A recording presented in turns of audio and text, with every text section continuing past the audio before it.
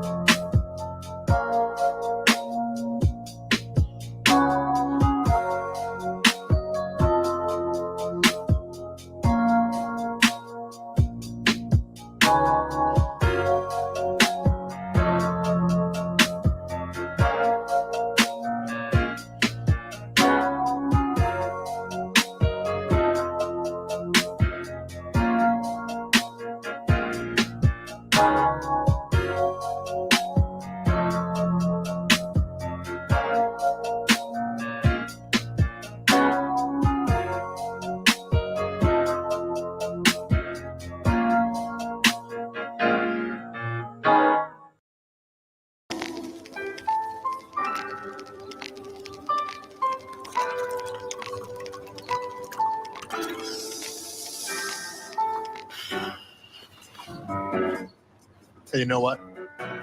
Let me hit that. Really? I can handle it. I am certain that you cannot. Oh, come on. I smoked a ton of weed in the 90s. Right, the 90s.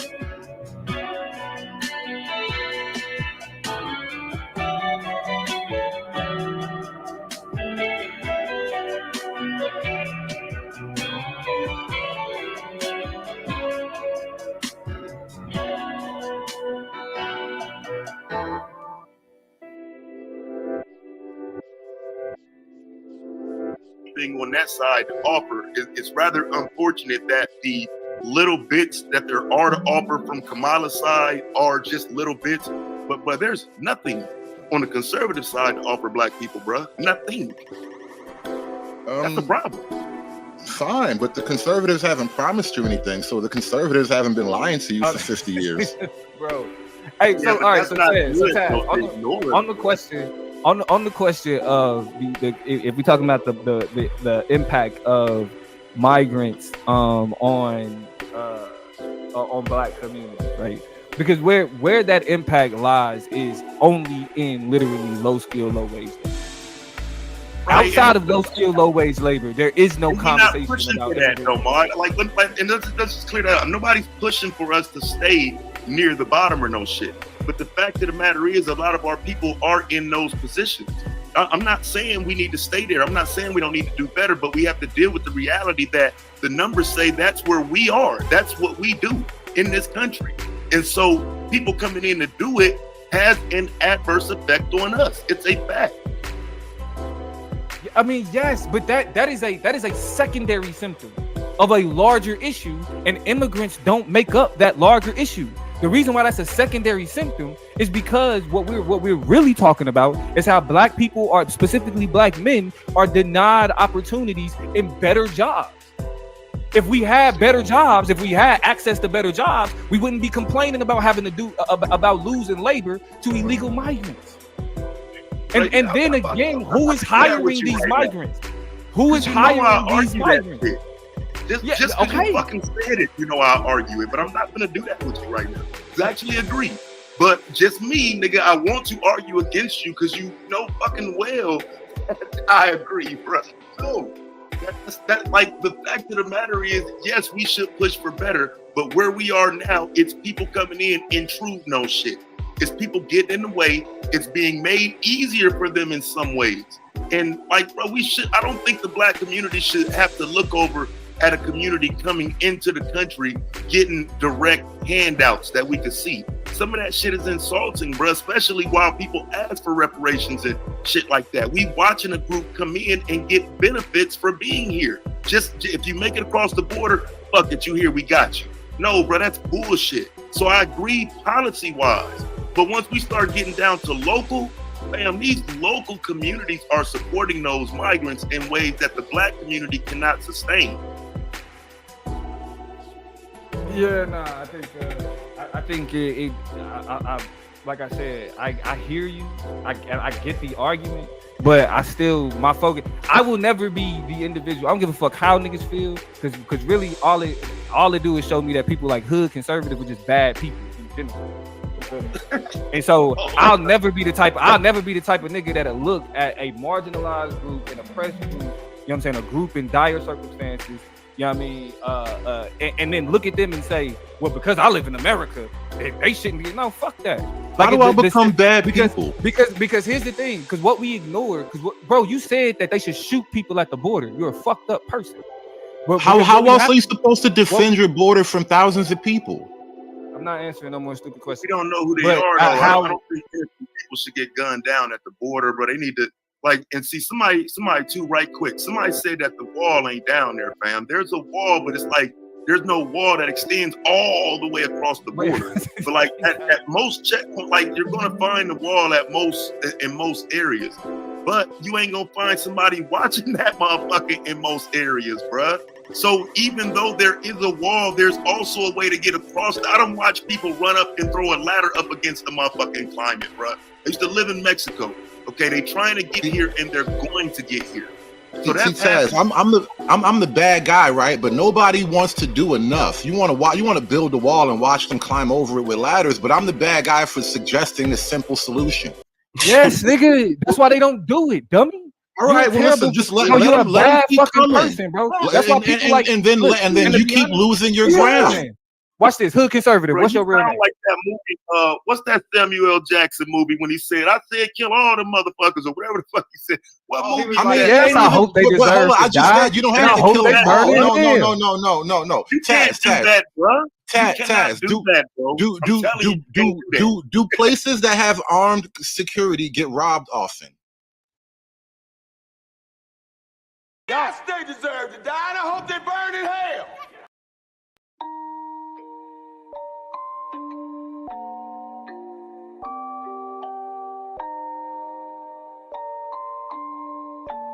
Rage on that beat, going crazy.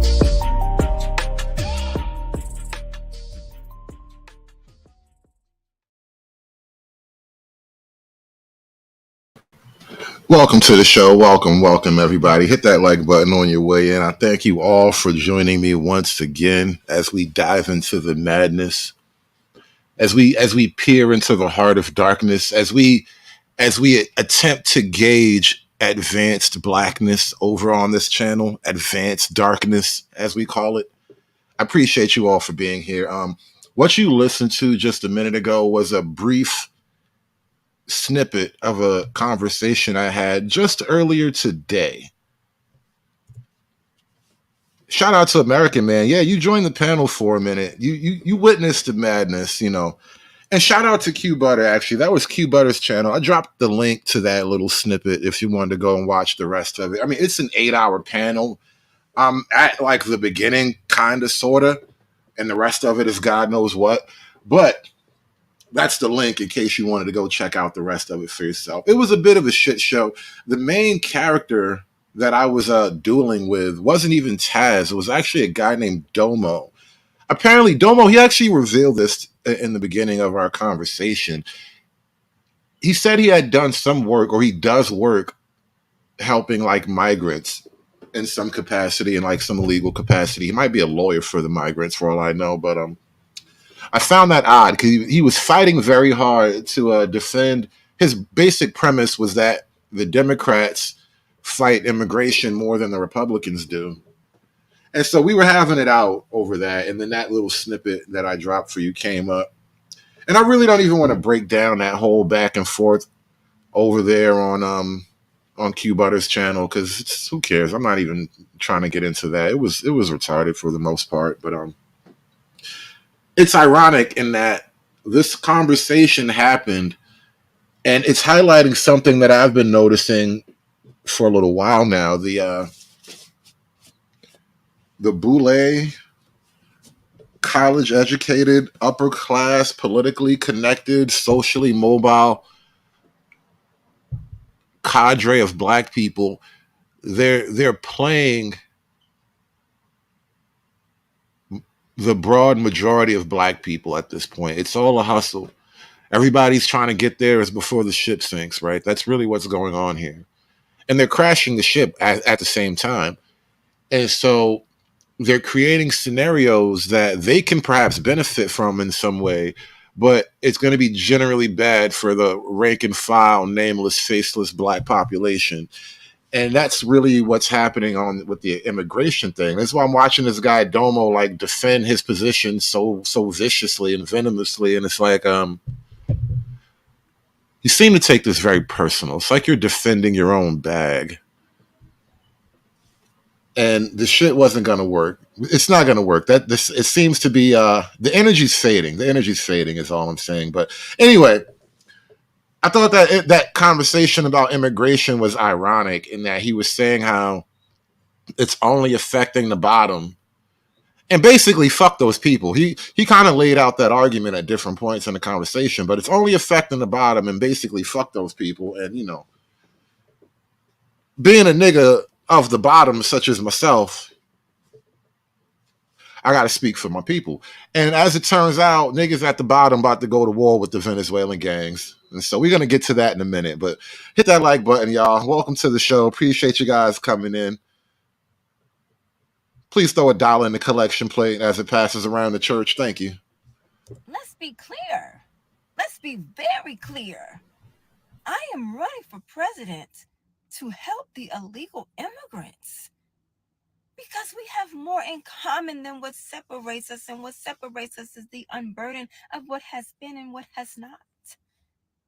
The 3 million homes that I plan on building are for the illegal immigrants because they need help the most. And also, I have no policy in place, no foreign policy for the war in Ukraine and the war in Gaza. Let's be clear. Let's be very clear. I meant what I said, that I'm not going to do anything specifically for Black people, including reparations. So we need to move forward to destruction and crime because we love crime and we love chaos.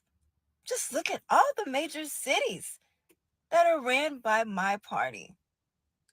Homelessness is on the rise and unemployment is on the rise too, but don't worry. The American dream is for the immigrants. And we support illegal immigration to the T, and we will keep that border open. Yes, we will. But you need to vote for me, Kamala. I am the new way. Please vote.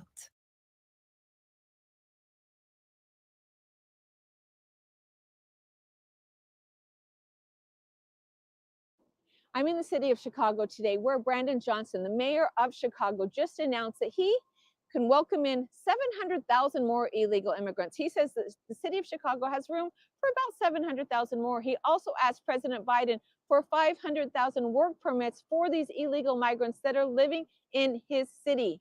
As of right now, these migrants cannot work. They do not have work permits, so they are basically just hanging out on the streets, panhandling, asking for money, selling the goods that they have. And the citizens of Chicago, they say, no, we do not want any more illegal migrants living in our city. They're taking over our schools, our medical, our shelters, the homeless people. They said, we are back in our tents because the shelters are full because all these migrants are living there.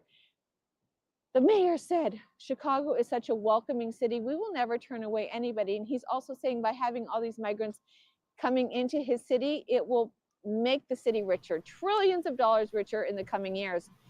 This is sad news. You know, it's interesting. I just thought about this. A few minutes ago, I played a clip of somebody saying I was a bad person for suggesting that we defend the border with military force, right? And my simplest theory, you know, I borrowed from the George Bush idea, you know, we got to fight them down there so we don't have to fight them up here, right?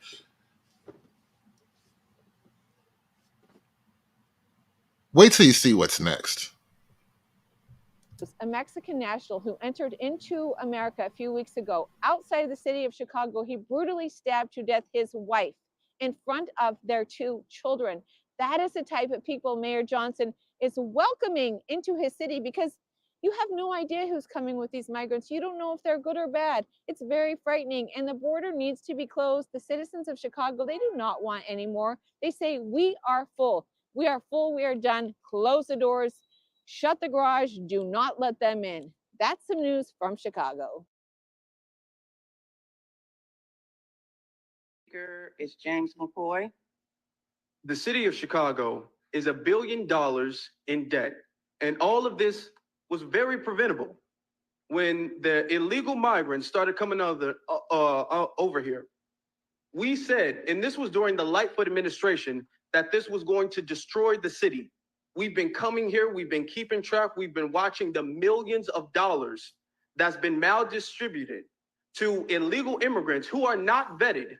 Nobody knows who they are. Nobody knows where they came from. Nobody knows their background. They're coming over here, they're committing crimes, and we're allowing, the taxpayers have been coming over here complaining The Democratic Party claims to be, they claim to be the party of democracy, yet the taxpayers, the citizens, the legal citizens have been coming over here and telling the government they need to stop this, that they're allowing people to come over here and terrorize the city. And yet they've been paying millions of dollars to them and telling us that they don't have any resources for us. We've been suffering. The rent has been going up. They've closed down schools for our community, our children, our citizens, yet they reopened them to make them into shelters. They've been turning everything left and right into shelters for them. They've been using hotels for shelters. They've been using police stations for shelters. What happens when some of the most densely black populated cities and townships begin to bankrupt and go into default? You know, the government, the federal government technically can never run out of money. They can devalue the fuck out of money, but they can't technically run out of money. Cities and towns and whatnot, they have to actually balance their budget. They can't just print money. They have no access to any of that. They have no fiat currency capabilities, right? And so it's a much different game when your local government runs out of money. They've been using warehouses and abandoned schools for shelters. And they're sitting up here telling us that now they're going to have a hiring freeze. Now the citizens have to pay again. The citizens are going to have to pay again for the maldistribution of our resources to illegal immigrants. While you sit up there trying to blame Greg Abbott for sending the buses up here, the person who's in fault of this, the main person who's in fault of all of this is Joe Biden. And you know what kills me? I just spent like a good chunk of, well, not a good chunk. I spent a couple hours today arguing with a guy who swears to me that the Democrats send more migrants home than the Republicans do. Like they deport more migrants, and the Democrats are actually better on immigration than the Republicans, right? And at the same time, it's like this idea of, you know, things aren't that bad. Things aren't as bad as you make them seem. Stop complaining. Things aren't that bad. And, you know, no matter how much the pro-blacks tell you things aren't that bad, things are that bad. And what I think is actually happening here, two things are really happening. This is why I don't even really want to dissect too much of the conversation I was having earlier, but it's on my mind. And what I think is happening is the reaction, the response that I got earlier today from this gentleman, it's indicative of something. That the left-wing black position is actually in retreat. It's in a precarious moment. I smell fear, and they know they stink. That's really what's going on here. Like, everybody can smell the fear, and they know they stink. And as more and more black people begin to lash out, mock, and criticize left-wing politics and ultimately left-wing black people, it's going to cause a huge division. And the guaranteed applause and noble status that you once would have gotten for being, you know, a good brother on the side of the community that you know, you serve the people and all that shit, it's going to start fading away. The idea of pro-blackness as we understand it is actually under attack itself.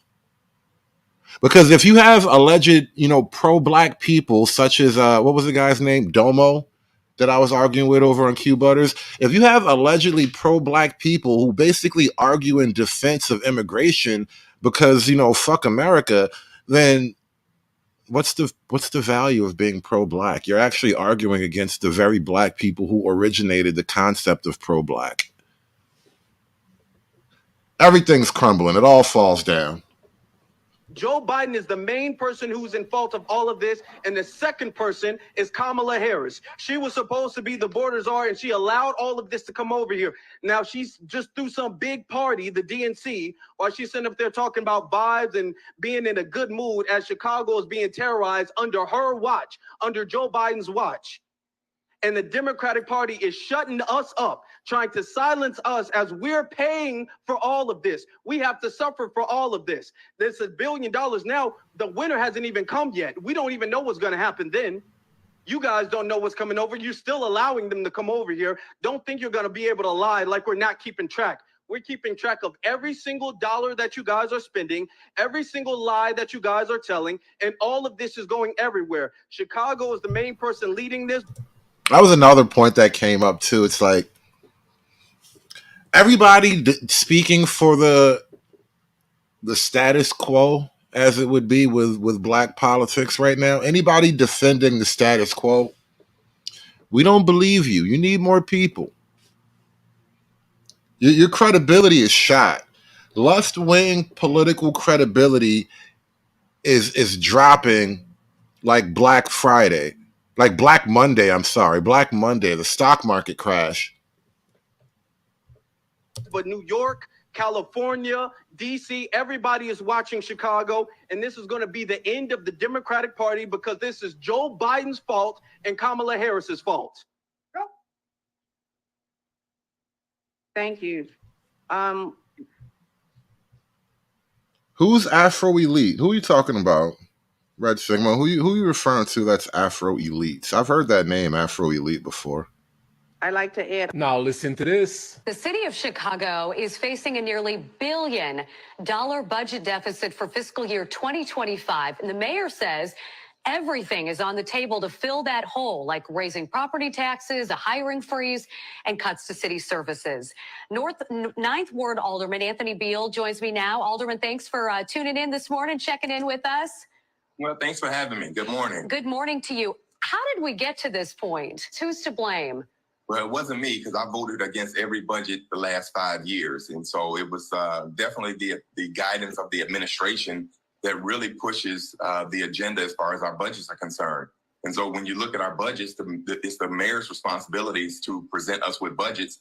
And, you know, I've been fighting tooth and nail about all these bad decisions that have been made. And it's just right now, it's not enough of us in the city council to, really right the wrongs that are going on. When you look at the fact that we spent $814,000 on a wrought iron fence during the pandemic, knowing that we have a deficit, why would you do something like that? Why would we spend over $600 million on migrants when you know we have a deficit like $600 million on migrants, and people would have you believe that the migrant crisis doesn't really hurt black people. You're complaining for nothing. You sound like the white man. That's my favorite thing right now. You sound like the white man. You like one of those white supremacists. What dude said earlier, I will never act like, I don't want to. He basically called me a bad person. Let's put it that way. You're basically a bad person. And the choice is let weak people who don't love America enough to defend it accuse you of being a bad person, or just lay down on your back with your legs wide open and your mouth open because you don't want to be seen as a bad person. this. Why didn't we have a hiring freeze or start furlough days back in March and April if you knew we had a deficit like this coming? And so there was no preparation. So it's just bad decisions going forward. Thank you for clarifying that in your position on those issues. Okay, so we're in this problem. We got to do something. What would you do to plug the hole? Well, again, we should have had massive a hiring freeze outside of police and fire. And I'm glad that the administration saw the error of their ways and reverse course on. And this is what I mean about black leadership, right? Nobody says, well, we actually got to get rid of these people. There's no way for us to manage our finances and balance our budget in the indefinite future if you're just going to dump people here. We have to get rid of these people. Nobody in black politics just wants to say the simple thing, right? This is why I can't trust none of you niggas, because none of you people want to say the obvious thing. They have to go back. I don't even care where back is. I don't care if you drop them niggas off 20 miles in the fucking ocean off our border.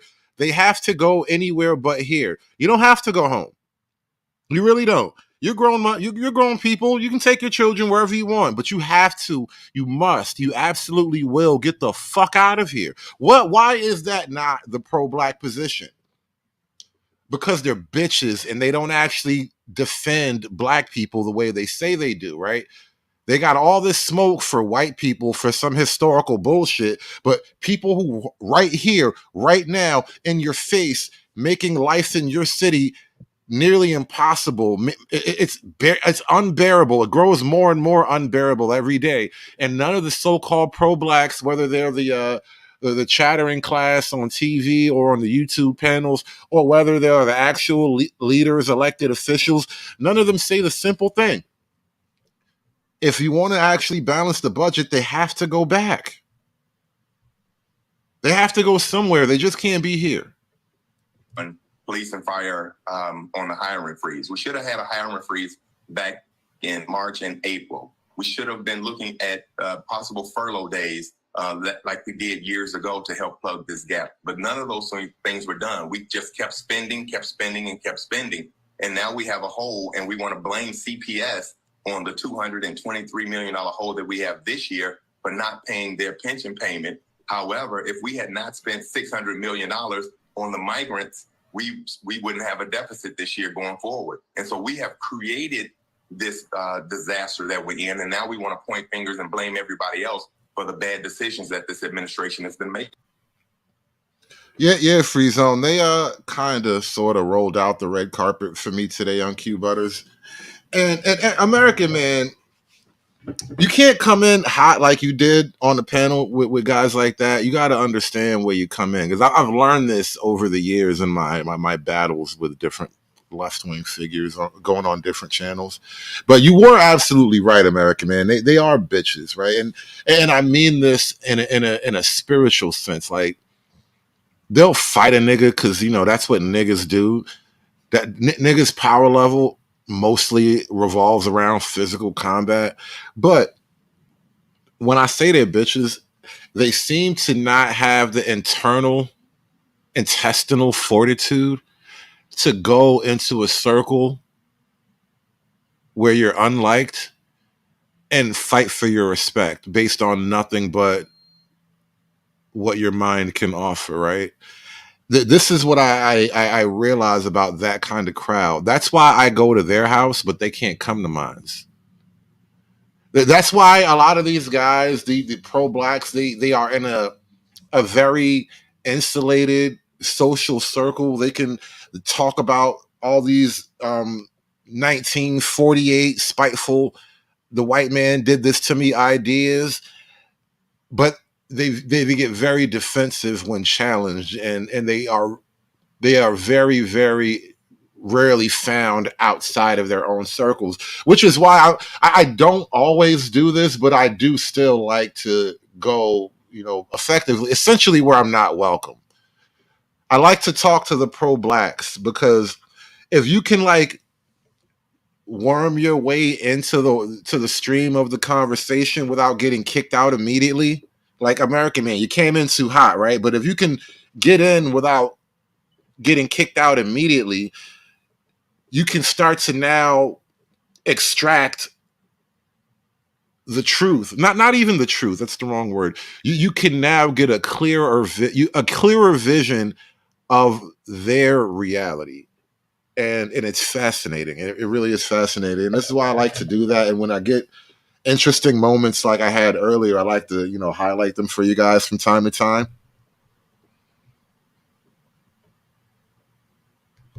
Most of the guys that defend the status quo black political position, as I was calling it, they, you know, Domo tried to hit me with some convincing numbers and, you know, some stats and shit. He was like, listen, these are the numbers. The Democrats deport more people than the Republicans. And I literally said, bro, those are really awesome numbers. And I just don't believe you. It's not even you. I just don't believe those numbers, you know, and I told him this. They lied about Joe Biden being perfectly fine right up until we all got a good look at him at the debate. And then immediately after the debate, it's like, oh, we got to get this nigga the fuck up out of here, right? And so clearly, people are willing to lie about big shit. And then speaking of numbers, I didn't get a chance to bring this up, but how many times have they put out numbers about, say, the jobs, the hiring rate, or the, what do you call it, the unemployment rate, right? They say, oh yeah, unemployment's down, hiring, there's plenty of jobs out there. And then after the week of celebrating the good news, they revise the numbers like, oh yeah, actually it turns out we were off by like 1 million. I'm just saying, when you, and I want to say this to my audience directly, or to anybody listening, any casual listeners, I guess, right? It's okay at this point. You have every reason at this point to have a general distrust of the left-wing political argumentation.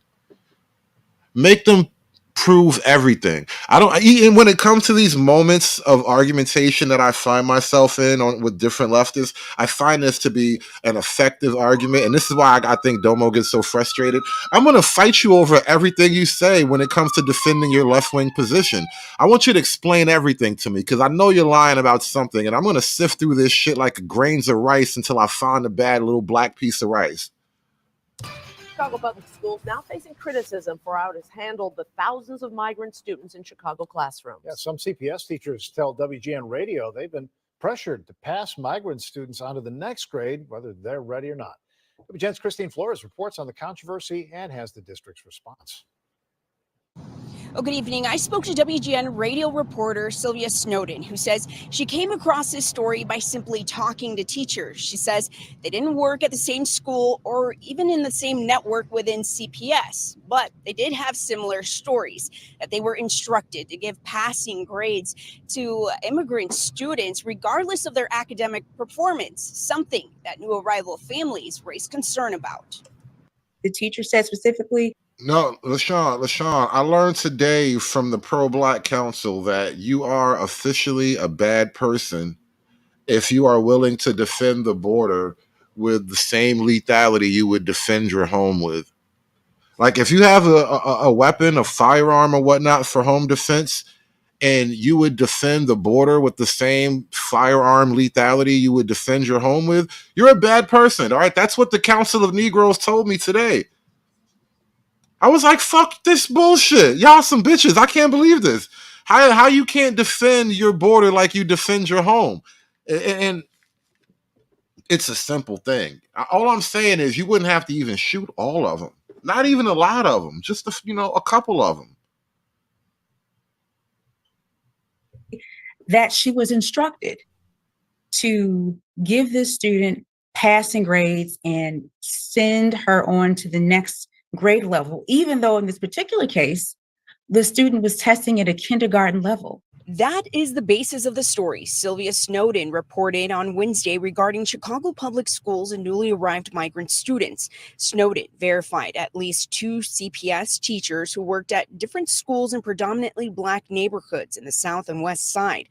According to the report, neither offered English as a second language support. I was told that the experience was extraordinarily challenging, firstly, because this is a teacher who spoke no Spanish, and she was given a student who spoke no English. They just tell them, sit there. Your boy Roy Boy says, I'm in Boston. They threw out the brothers who are out the pen, starting a new life with a job from the local community center.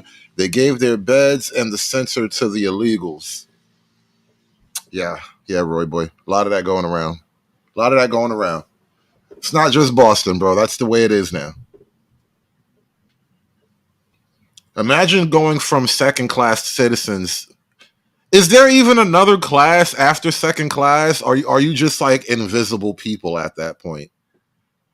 Because I don't know if there's a proper word for the class before. Because Black folk, we considered ourselves like second-class citizens in this country, you know. And I'm speaking kind of for the broad sentiment, not like me personally, but still, I get it.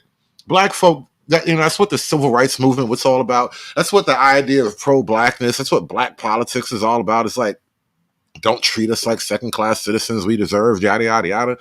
And so being second-class citizens as we imagine ourselves, I don't know if there's a word for the class below that. It's like we just become like, you remember in Demolition Man, they had like the people who lived like in the subways and they only came up to the top to like rob Taco Bell or you know, paint graffiti or something like that. We're gonna be like the subway people, the underground subterranean people in Demolition Man. Serfs. Oh wow, that's the word for it. A serf. Damn. Yeah. See, white folk already know what this is about. White folk have already lived this. There, read a book, or they let them be on their phone, or just they're not understanding anything that's going on, and they want to understand. They want to learn. Director of the Little Village Community Council, Baltasar Enriquez, says those families have been reaching out to them. They're the ones that were telling us, my son is not learning. And they're not even teaching him in his language. As part of the report, WGN Radio cites an interview with Chicago Public School Superintendent Pedro Martinez from August 26, where he initially maintained that migrant students were held at the same academic standard as CPS students born in Chicago. However, a CPS spokesperson then acknowledged to WGN Radio that guidelines were, quote, modified to serve the specialized needs of English language learners.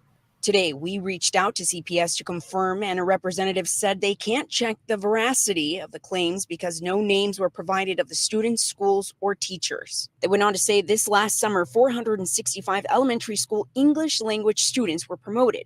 The majority of them met the criteria, and 84 were retained. Community organizers say there's still lots of work that needs to be done. The teachers that are doing their best, man, thank you for doing the best that you're doing. We've seen some of the teachers frustrated.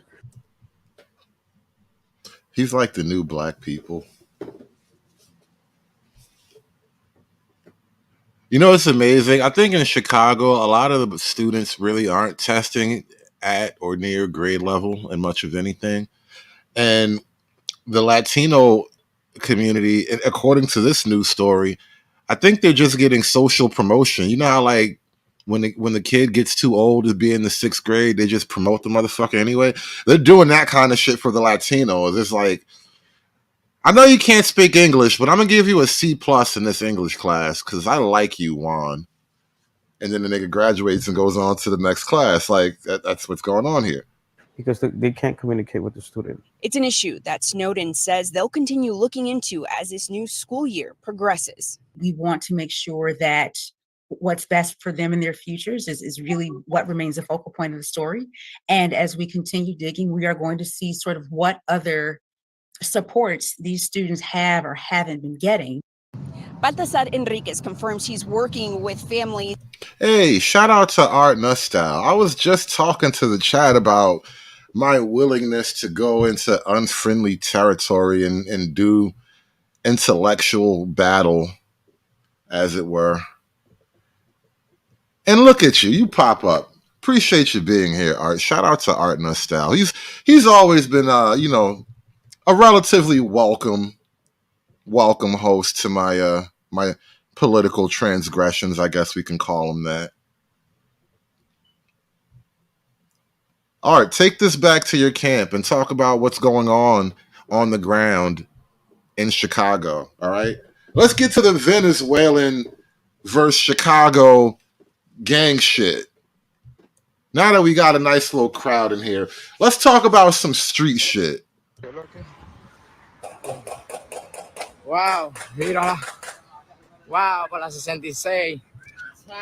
Now, I played this video for you guys a couple streams back. This is one of the Venezuelan migrants basically allegedly pulling up to the infamous O Block in Chicago, letting off some shots, you know, essentially planting a flag, symbolically speaking, on O Block. Basically, it's lit now. Everything is up now. Allá. Un blog. Un blog. Un blog, mamá huevo. Está por allá. Nosotros estamos por aquí. Mama huevos, loosely translated, suck my nuts, nigga. I mean, he ain't say nigga, but it goes without saying. Mama huevo. Hey, I'm over here I'm over here, that's right, with folks in there. This is the building. No motherfucking Venezuelans ain't took over a motherfucking thing over here. You see this shit here? So that shit y'all seen online, that's a goddamn lie. No motherfuckers ain't coming over here taking over a motherfucking thing. Oh, my mama, this track You see land. that shit? This track Man, land. old block right down the street, King right David, this behind track me. You land see is my that? shit. Real life. You see that? Oh, mama, this track land. America has allowed gangs to enter our country. The migrants that are coming, they're taking over every block right now. The city of Chicago is going to go up in smoke. It's going to go up in flames. Gangs in Chicago are angry over the influx of migrants and criminals in their city. They say money that should be going to the African American community on the South Side is instead going to what they call non-citizens, and warn that turf wars between Chicago's gangs and groups like Venezuela's Tren de Aragua could see Chicago, quote, go up in flames. Photographer Matt McDermott and I traveled to Chicago's South Side to see what was happening for ourselves after we heard about a police report last month that the Tren de Aragua gang had taken over an office building. I actually have a much longer clip going into this, and I think that's the full-length documentary sort of piece that she's talking about here. And we're going to obviously break that one down, but I want to see how much overlap there is. There. We spoke to a number of young, hardcore gang members, as well as gang elders who have retired from the life, and just regular citizens who are very much part of the community. And they're all furious at the estimated $500 million that's reportedly been funneled toward new migrants in Chicago since 2022. And they aren't happy either about what they say are Venezuelan criminal gangs that are leaving the shelters and spilling out into the South Side into abandoned buildings. I spoke to Tyrone Muhammad of Ex-Cons for Trump, who runs a street patrol and violence prevention program. He's gone straight since his days as an enforcer for the Gangster Disciples. And he said the situation is very tense on the South Side as turf battles between the local gangs and Venezuelan migrants heat up. It is impossible to release gang members and criminals into our country through the borders and broken walls, and then infiltrate them in our community that's already impoverished, that's already broken, that's already disinvested. And when the black gangs, the leadership in the black gangs in Chicago get fed up with the illegalities and the criminal activity of these migrants or non-citizens, the city of Chicago is going to go up in smoke, it's going to go up in flame, and there's going to be nothing that the National Guard or our government can do about it when the bloodshed hit the streets, blacks against migrants.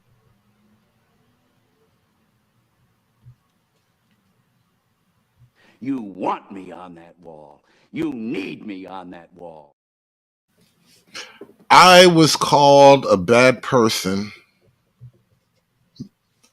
I was, basically seen as a white supremacist, I guess, right? And I'll take that. I'll eat that. These are the bumps you got to take on your path to white adjacency. The nigga's gonna cry. It is what it is. But I'll tell you this: Black America, as it stands right now, is spiritually inequipped to deal with the fight that needs to happen. That being said, I support the gangbangers in Chicago. If y'all got to go to war with the Venezuelans, it is what it is. It's club going up. Now, Black America doesn't seem to understand the connection here. If I were to judge by the little snippet of the conversation I played for you earlier at the beginning of the show, the general pro-Black position is that to be just reflexively against immigration, broadly speaking, is somehow a racist position. If you would have held that racism, if you would have, and I call it racism tongue in cheek, obviously, but fuck it, lean into it. If you were to be just as racist against outsiders as you accuse the white man of being, you wouldn't have this problem with outsiders right now. And I want to understand white rage, and I'm white. Ladies and gentlemen, the moment that we've all been waiting for has finally come to pass. Chicago gangs are now having shootouts with Trendaragua, the Venezuelan gangs, those vicious gangs in Chicago. That's right, it's black on brown. It's just a dream come true. We love to see it. We call it the diversity of gang violence. It's lots of fun. It's a real Democrats talking point. You gotta admit, it used to be in the United States in the 1920s. It was just a bunch of white guys shooting each other. The mafia this, the mafia that, the Italian mafia, this mafia, that mafia. It was getting kind of bland. But these days, we finally hit the black on brown that we've all been waiting for. Now, of course, the headline said black on migrant because we're not allowed to say black on brown because it's racist. Whatever. It's so perfect because we knew this was going to happen. We had people in Chicago put out videos warning. Now, this pasty faced white guy, he needs some lip balm or something. But he brought up a great point. The media is so soft right now. Can we call it what it is? These are black on brown gang diversity wars, all right? Kamala Harris and the Joe Biden administration have given us diversity gang wars. And I'm with white guy here. I'm kind of happy to see it, Something about diversity gang wars, What's that German word? Schadenfreude? Something like that. Because I know from a political standpoint, it just makes everything a lot harder for the liberals to live with. And they're going to get forced further and further away from reality, and they're just going to look crazier and crazier to all the normal, sane people who haven't been programmed yet. Yo, if you come to our town, we have the thing, I don't know what it's called, on the back of the guns that make them automatic. Don't come to our town. Worst black accent in history. I love my worst black accent in history. Okay. This is that final battle. This is the obvious outcome. Trendaragua won. Uh-oh. It's the final countdown. Wants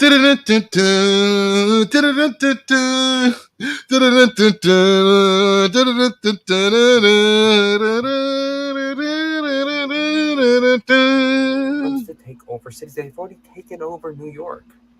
Right now, it's been insane. They've taken over, obviously, cities in Aurora, Colorado, many different places all over the United States. But Chicago, well, that's the big, the big kahuna.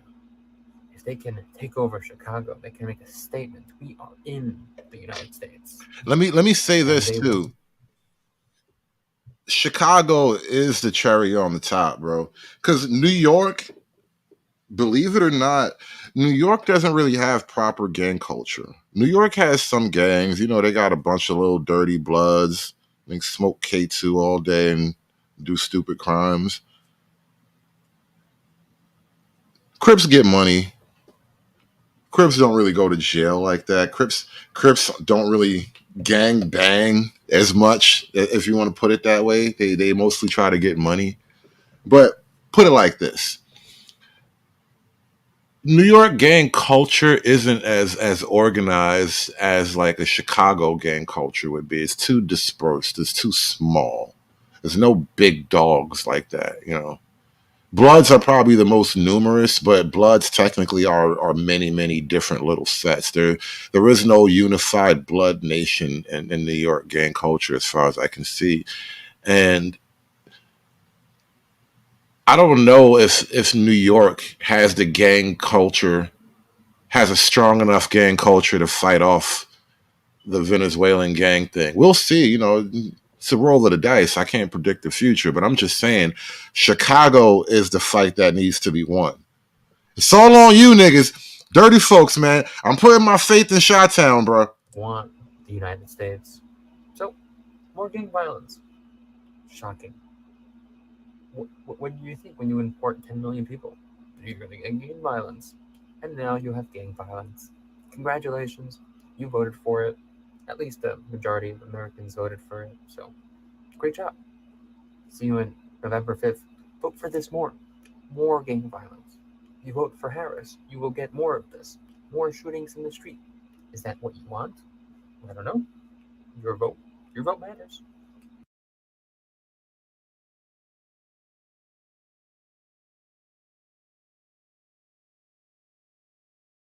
America has allowed gangs to enter our country. The migrants that are coming, they're taking over every block right now. The city of Chicago is going to go up in smoke. It's going to go up in flame. Gangs in Chicago are angry over the influx of migrants and criminals in their city. They say money that should be going to the African American community on the South Side is instead going to what they call non-citizens, and warn that turf wars between Chicago's gangs and groups like Venezuela's Tren de Aragua could see Chicago, quote, go up in flames. Photographer Matt McDermott and I traveled to Chicago's South Side to see what was happening for ourselves after we heard about a police report last month that the Tren de Aragua gang had taken over an office building there. We spoke to a number of young, hardcore gang members, as well as gang elders who have retired from the life, and just regular citizens who are very much part of the community. And they're all furious at the estimated $500 million that's reportedly been funneled toward new migrants in Chicago since 2022. And they aren't happy either about what they say are Venezuelan criminal gangs that are leaving the shelters and spilling out into the South Side into abandoned buildings. I spoke to Tyrone Muhammad of Ex-Cons for Trump, who runs a street patrol and violence prevention program. He's gone straight since his days as an enforcer for the Gangster Disciples. And he said the situation is very tense on the South Side as turf battles between the local gangs and Venezuelan migrants heat up. It is impossible to release gang members and criminals into our country through the borders and broken walls, and then infiltrate them in our community that's already impoverished, that's already broken, that's already disinvested. And when the black gangs, the leadership in the black gangs in Chicago get fed up with the illegalities and the criminal activity of these migrants or non-citizens, the city of Chicago is going to go up in smoke, it's going to go up in flame, and there's going to be nothing that the National Guard or our government can do about it when the bloodshed hit the streets, blacks against migrants. Zach Massey did time in state prison with Tyrone Muhammad, although he's only 27. He's a leader on the streets and said he's disgusted by the money going to Venezuelan migrants at the expense, he says, of the African American community. I finally actually talked to him on the translator app, and he told me all the things that he got going on, how they help him get a car, apartment, clothes, link. So it's just like, And I had a nigga tell me, I had a nigga swear to me, nigga brought up all kind of little homosexual statistics and all of that shit. He swore to me that there was no Democrat policy to help the illegal migrants. There's no Democrat policy to help these niggas. Nigga told me that shit. Nigga like, nah, bro, it's not happening. I just be looking at it like they ain't got no Social Security, no. Where they come from? He probably not even here legally. They get right here. They get quick housing, quick funding, food. They get cars with no license. They can't even read English and stuff like that. So they get all these perks when they get here. And Nah, Red Sigma says the problem is the Hispanic gangs have a steady stream of soldiers from many Latin countries. Black Americans don't. Here's the thing. Once you start to get into it, you learn that Latin gangs aren't a unified bloc either. There isn't like broad nationalism amongst all the Latinos, right? There's literal nationalism amongst Latinos, meaning the Venezuelans and the Mexicans per se aren't necessarily friendly right now. Things may change in the future. Who knows? Deals always get made to stop war. That's how shit works, right? But what I'm trying to say is you want the cartels on your side. The black gangs need to find a way to like be on the same side as the cartels to push the Venezuelans back. If the Venezuelans and the cartels link up, shit's bad. Shit's really, really bad. Still here starving. So what we gonna do about it? Are y'all gonna listen to our cries? Corey Rogers was a Blackstone gang member for years. He drove us around the South Side and showed us areas where he said Trendo Awagwa and other criminal gangs are setting up shop and what he called showing the flag, which means brandishing their weapons in front of like a housing project. The migrants that are coming, they're taking over every block right now in this area. Right now, you don't see them because they come out at night. They said they took this courtway over probably about last week. He said it was 100 Venezuelans standing out in the front right here. Dirty folk. What block is that? Is that down the street from O Block? What block is that they talking about, dirty folks? Terry, is it an abandoned building? How do they just take it over? They just, when you take over something, you just stand outside, and that's called showing the flag.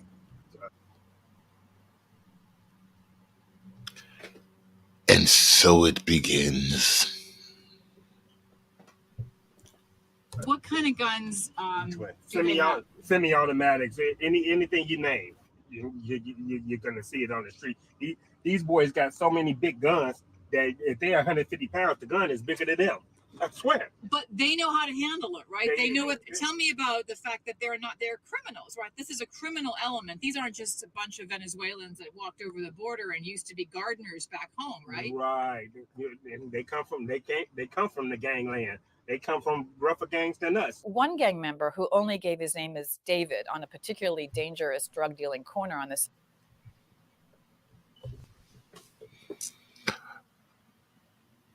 It'd be funny if gang war if gang war in Chicago against migrants is the thing to like push Trump's presidency over the edge. Because I don't think gang war, like black on brown gang war, is definitely not going to play well for the left side of politics, right? If something sparks, but if shit gets really hot, let's say it's damn near October now. It's November, it's September, October. Damn. You only got a couple of days, man. You only got a couple of days. Y'all need to keep this shit. Y'all need to keep this shit under wrap until November. Brandon Johnson, don't let the gang war pop off until after November, bro. November 6th, that's it.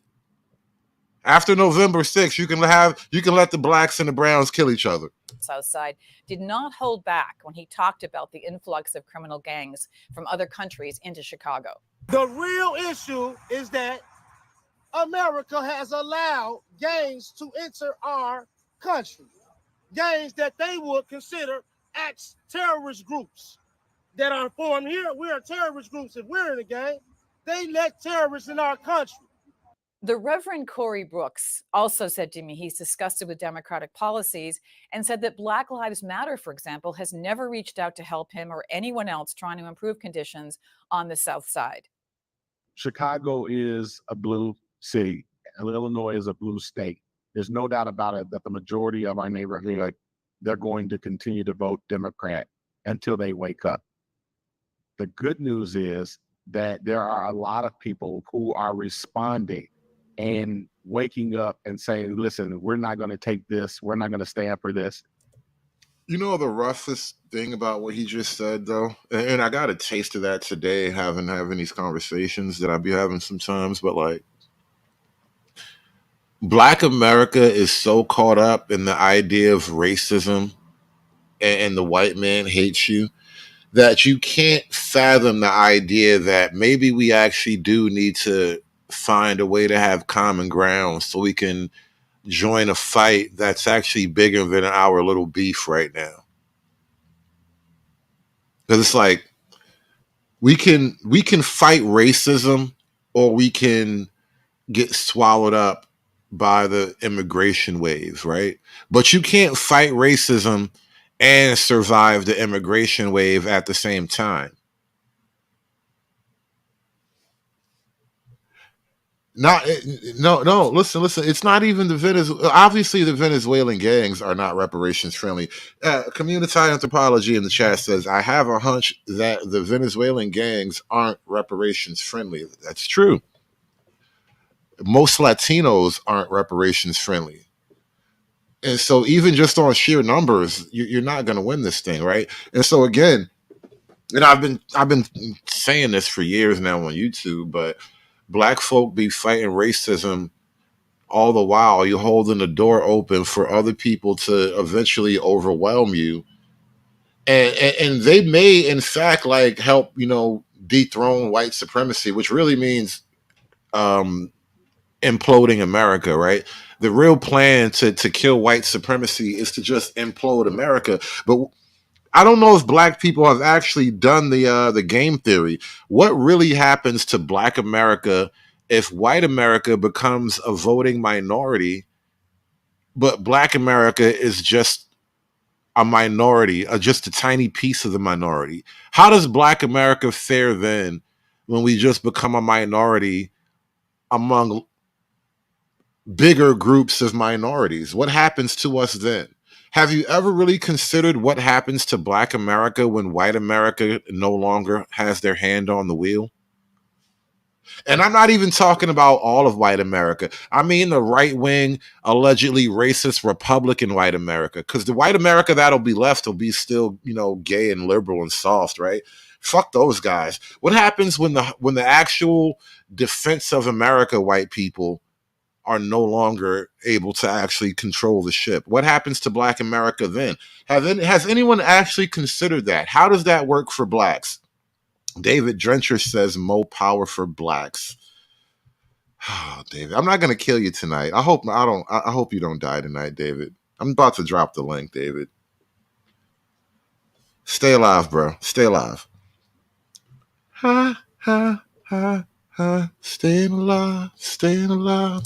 We're going to vote differently, and they're now accepting some of the values that I hold dear, and some of the values that the conservative Republican Party holds so dear. And so for a lot of people, it's not about the person, it's about the policies that we're fed up with. And as a result, I think this is going to be the largest amount of people who have voted for a Republican president in Chicago that we've seen. I also spoke to one Venezuelan man who was so scared of A black war in Chicago against the Venezuelan gangs, it won't just have an immediate effect for Trump. Like if it happens in time for the election, it's almost too late. Honestly, it's getting too late to really gin up like a wave of sentiment. But still, that's the kind of shit that it won't really go forgotten. And you can't blame white people and the Republicans and all the alleged Republican racists. You can't blame them for that. It's going to be a Democrat thing, almost totally, because it's really Democrats are the energy behind the immigration open borders as a concept was born on the left, right? And it's the Democrats who will be the impediment to anything that tries to stop immigration. It's Democrats in particular will not allow for an actual deportation, like a mass deportation that Trump wants to do. It's going to be the Democrats who try to fight this thing. And so a black brown gang war, it's going to have like forever repercussions for American politics. being identified, that he put a hood. Not even a black brown. I shouldn't say it that way. A black versus illegal immigrant gang war. That's the key. It's not going to be black brown per se. I mean, obviously, but that's not the selling point. A black versus illegal immigrant gang war is definitely going to be bad for black liberal left wing progressive politics. On and refused to face the camera. He told me in Spanish that he had to flee the building where he's being housed because a Venezuelan criminal gang took it over. He said if they knew he was talking, they'd end his family's life back in Venezuela with one bullet. You know, what struck me the most about our week in Chicago was how intelligent and self-aware these gang members and ex-gang members are about their community. You understand when you talk to them that joining a gang and making big money selling drugs is often too tempting to resist when faced with the lack of other real opportunities to make money. And for a place known mostly in news stories for being bloody and violent at night, the area is like a village during the daytime. Everyone knows each other, and believe it or not, there's a friendly vibe. But we spoke to a lot of people, and their patience is being stretched thin. I would not be surprised to see the gangs here taking action once the Venezuelans try to get a real foothold here. And again, people, let's say, were taken aback when I introduced the idea of, defending the borders with lethal force. But again, if we fought them down there, we wouldn't have to fight them up here. And so, Chicago gangs, man, it's all on y'all. We got a little panda going right now. Shout out to everybody in the chat. Shout out to the panda. Do me a favor, man. Put $1 in the hat. We gotta support the panda, y'all. These niggas about to drink up all my beer and shit, eat up all my nachos and shit. Buy these niggas some tacos, y'all. What's going on, Panda? Incognito, Dave. I thought you was 5-star. So a gang war about to pop off. Now you incognito. See, man, are you trying to stay alive though? Hey man, you gotta get ready. You trying to stay alive, Dave? I ain't mad. You know what I'm saying?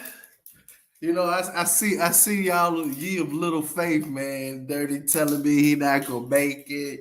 You all were talking, boy. All I know, man, I'm gonna start hearing the fallback call, from the fallback boys.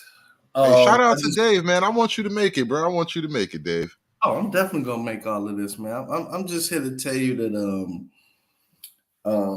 y'all gotta look at things a little differently. Like the glaring thing is you show the news report of an old guy going around. I guess he's he used to be a stone. I don't know. That I don't have nothing to do with all of that. But as he's talking about all these people taking over and pointing to all of these different places, did you see anybody? Did you see anybody? No, sir. I did not see anybody. But Dave, it was daylight. It was daylight, Dave, and nobody said it was happening at that moment. Wait a minute. So wait. They said that things were building up to a point. That's what they're saying. I'm trying to figure out. Okay, so in New York, when it's daylight, you don't see anybody. So there's no work being sold during the daytime. Nobody's out. I will grant you, I guess, the argument you're attempting to make. I'm not even going to push back. We saw what we saw on the screen, but we also saw several people say that things are actually coming to a head. So whether or not we saw people on the street, I don't know if it's totally proof of the opposite. You feel me? I'm just saying, like, I don't know many. Maybe in New York, okay, that's a different beast, y'all. Wow. But I noticed in this report that it looked like they just picked some dude off the street, said, "Hey, I got $300, $150. Can you tell us that they're taking over?" Sure, I'll tell you all what you want to know. Let me drive you around. See, this is where they're taking over, and then you look, and it's nobody. It's not even broken glass on the goddamn street. Like, really? Yeah, I'm gonna mute. I just wanted to submit that to evidence. I appreciate that, Judge.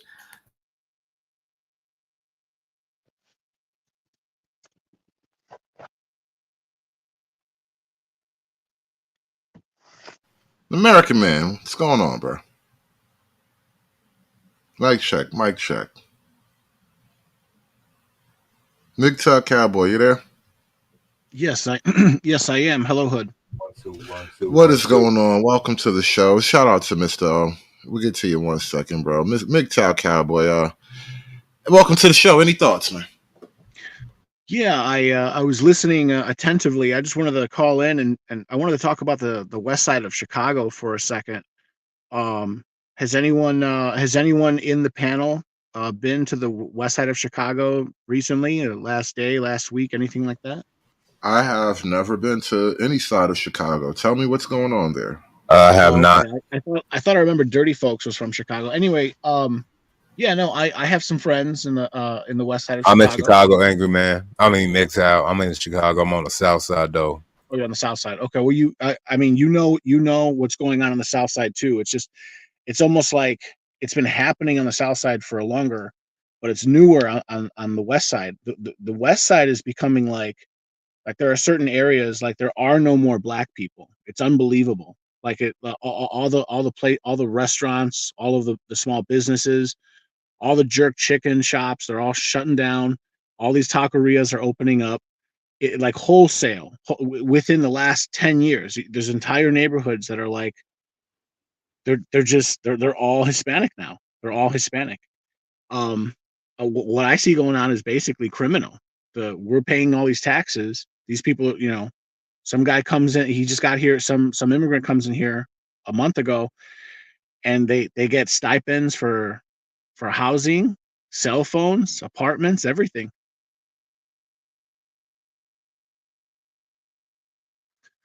Yeah, and I see this kind of thing actually taking place all over the city. Like, so Abbott a couple of years ago started this thing where like you're not going to just let us get flooded with migrants because the feds won't defend the border. They won't let Texas build a wall, and so they're like, all right, well, they're not just going to come here and stay here. We're going to send them to the sanctuary cities, right? And so now they get to the cities, and all of the cities just start giving them everything, whatever money they could have actually Yeah, spent everything.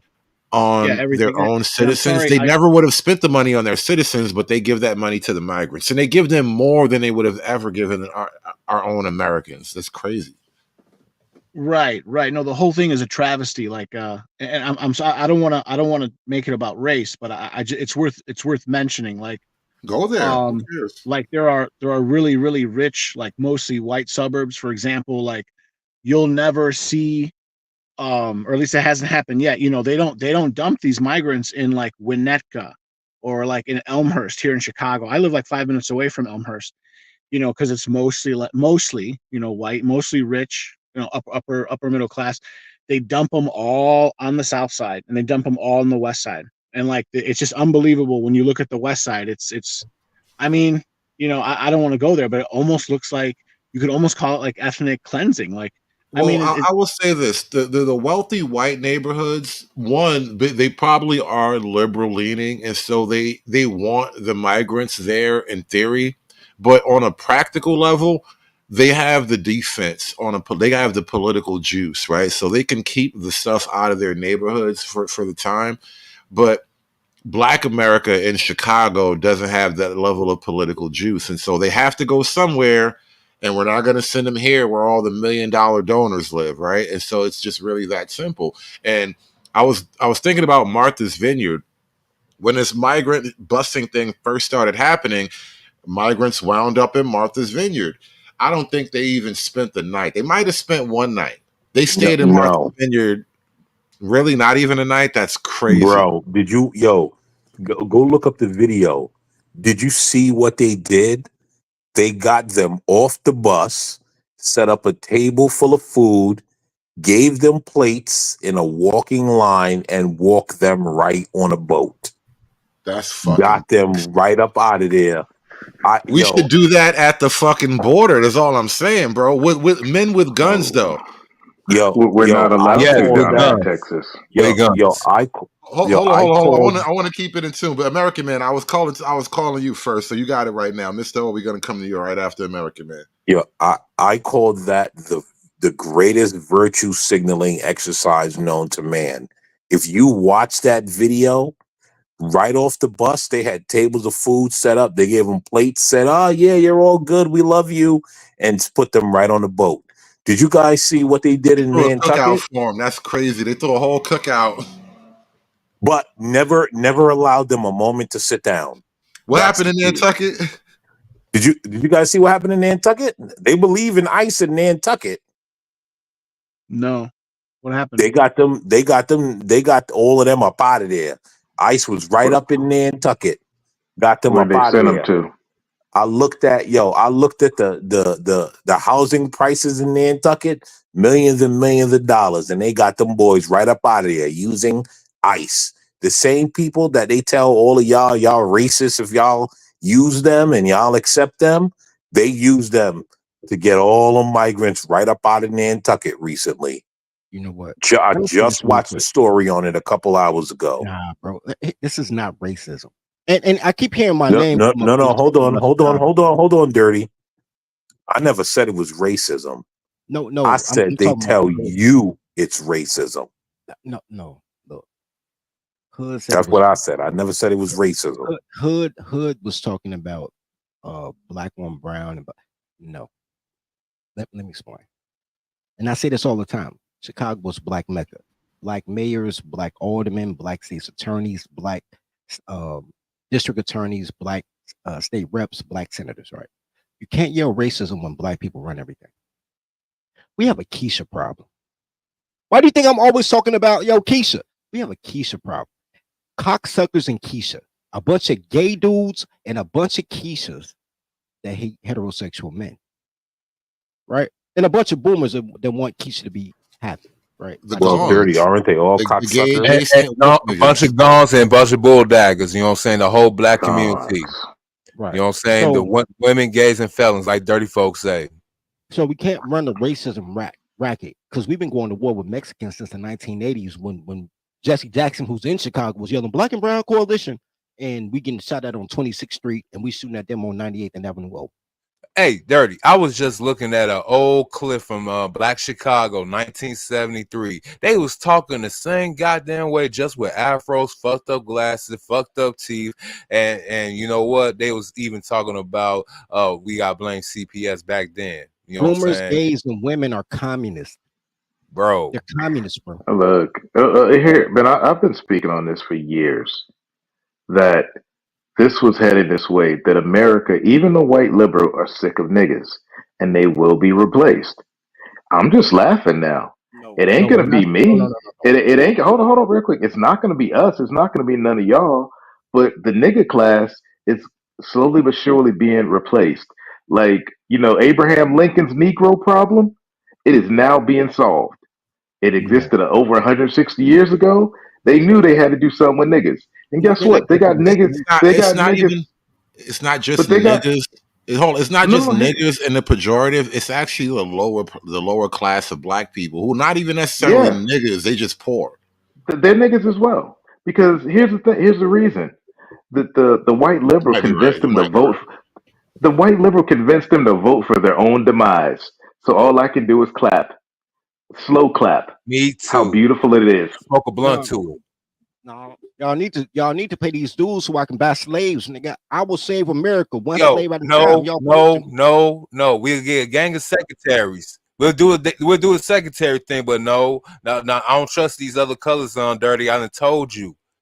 Wait. You don't have to trust them. Trust me and trust the pistols, bro. You don't trust the mob? I got my own mob, and we can link up every now and again, but I got my own thing. Look, y'all can be overseers to the slave plantation. I ain't tripping. BD shoot too. Breeze come through. I keep telling y'all, Chicago niggas have to save America because y'all don't gangbang right. Yeah, I hate to say it, but I listen, I stand by it. I wasn't even really capping. I'm putting my faith in Chicago niggas. Y'all gotta actually show up because it's the last black American gang culture. And the way I see it, this is why I'm saying it. It's not even trying to So be we were coy the or first. funny. Man, Let me got a point gang something culture. out. We was the first, so we Well, got no, you guys got like a more solid gang culture in terms of like a little bit of organizational structure.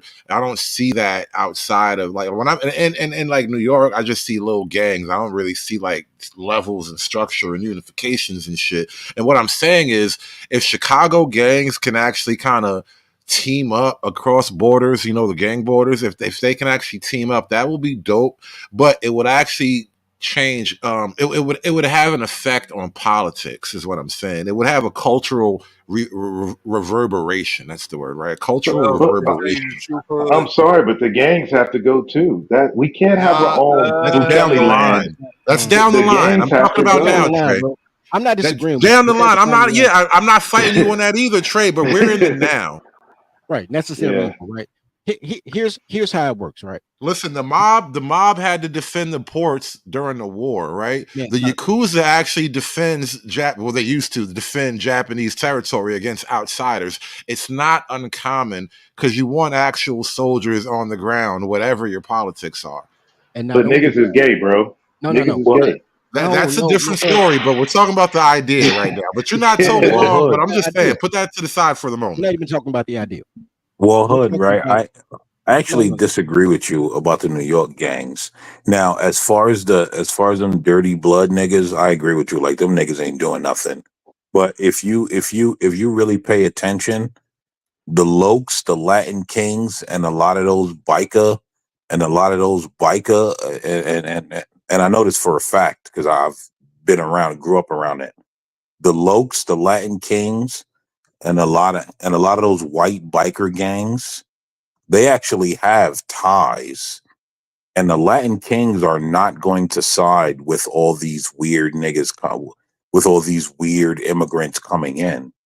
They're actually going to side with the Lokes and the white biker gangs up north. And if they hold on, calm down, guys. Let me finish, and then I'm gonna let everyone I go. was just about to say that's not a New York City thing with white biker gangs, but up north, yeah.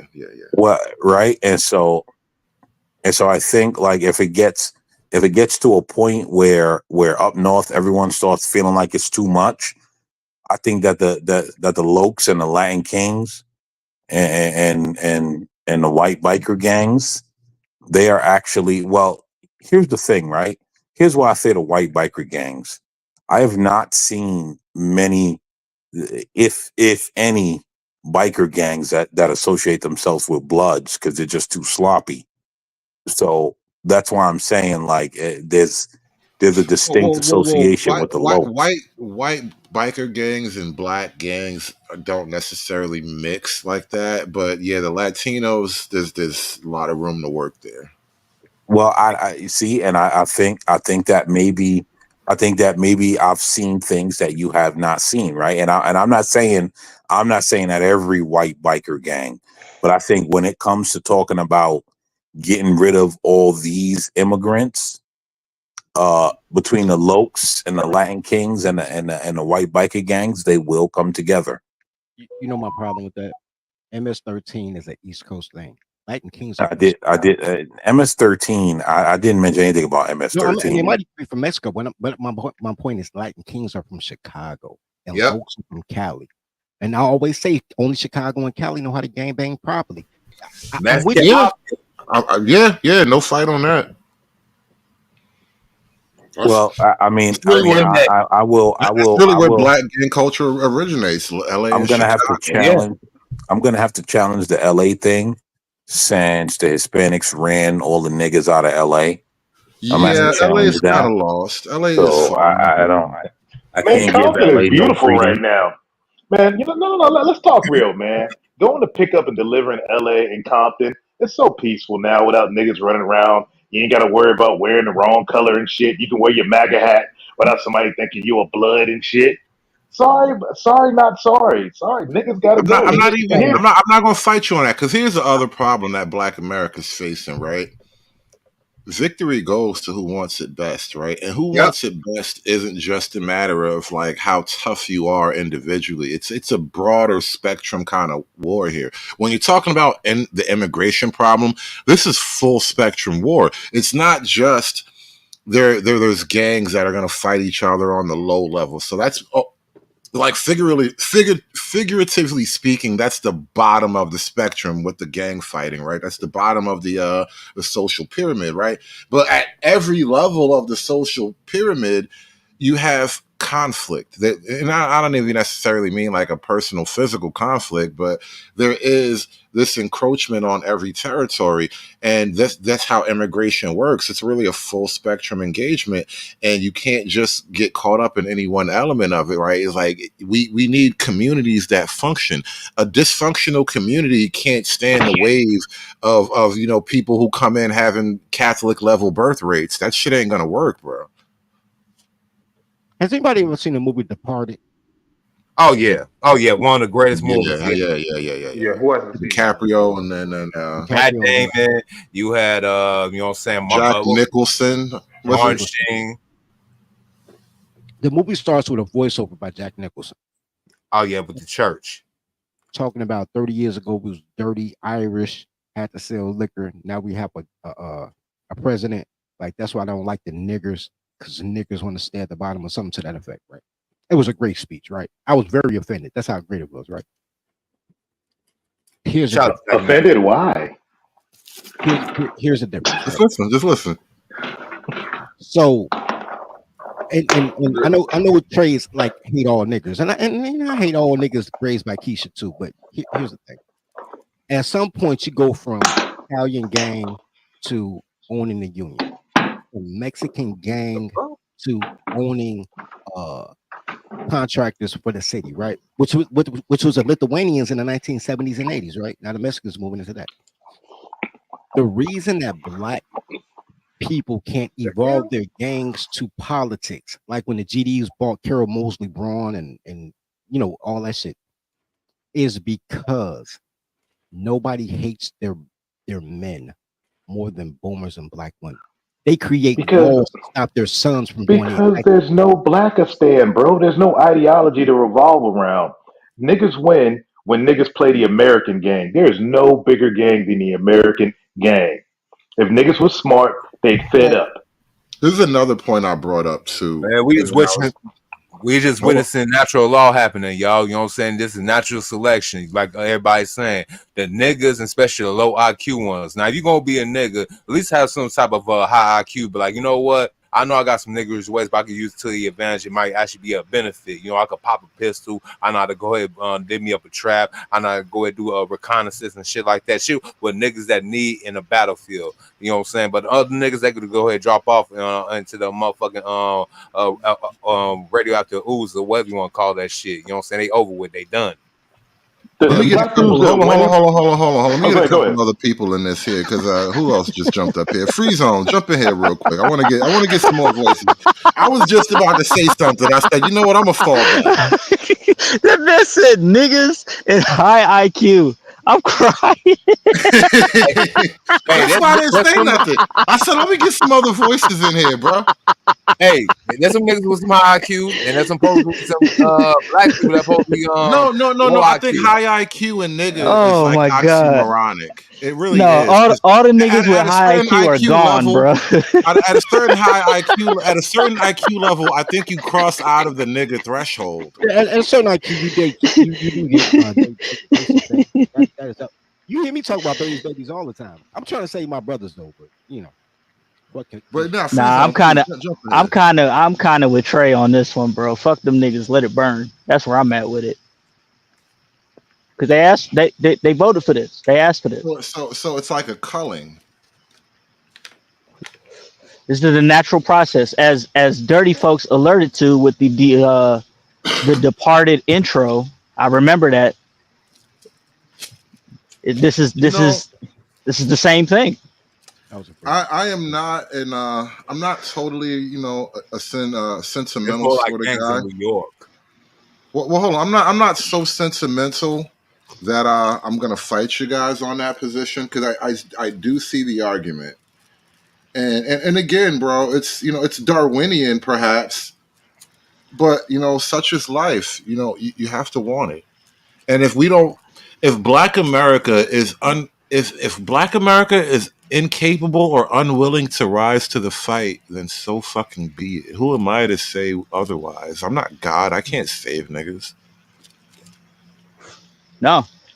You're talking about baser instincts, and if we're talking about that and survival, we start to get Darwinian, survival of the fittest.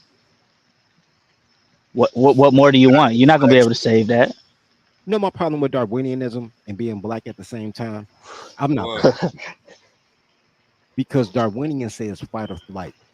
Being you black. says, don't leave Keisha. But Keisha the one that got you set up in the scope. But see, I see Keisha as the solution. What? Oh no. What? Yes. If y'all niggas can't, hold on. If black men can't wake up to the dealings of Keisha, and the effect of all of that shit going on. It's like it's like you know, when you set fire to a forest, deforestation, to let you gotta get out of that. Like if Keisha is gonna burn off the dead wood, and all that remains is what's gonna be there. And if you get caught in that flame, that's your ass.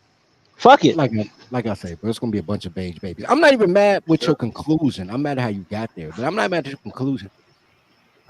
I'm sorry, man, but Black America like needs I to said, go. you can't be so sentimental that you just ignore reality. You know. The only way to fight. If Keisha's burning a flame through the spot, the only thing that you could do is be on the other side of those flames. That's all you could do. I'm not saying Keisha Here's not the thing. the forest fire. Here's the thing, Dirty. It was like Keisha the salvation, nigga. What? No. There's only one. There's only one way to beat the bad Browns. Nah, And when I say the bad Browns, hold it real quick.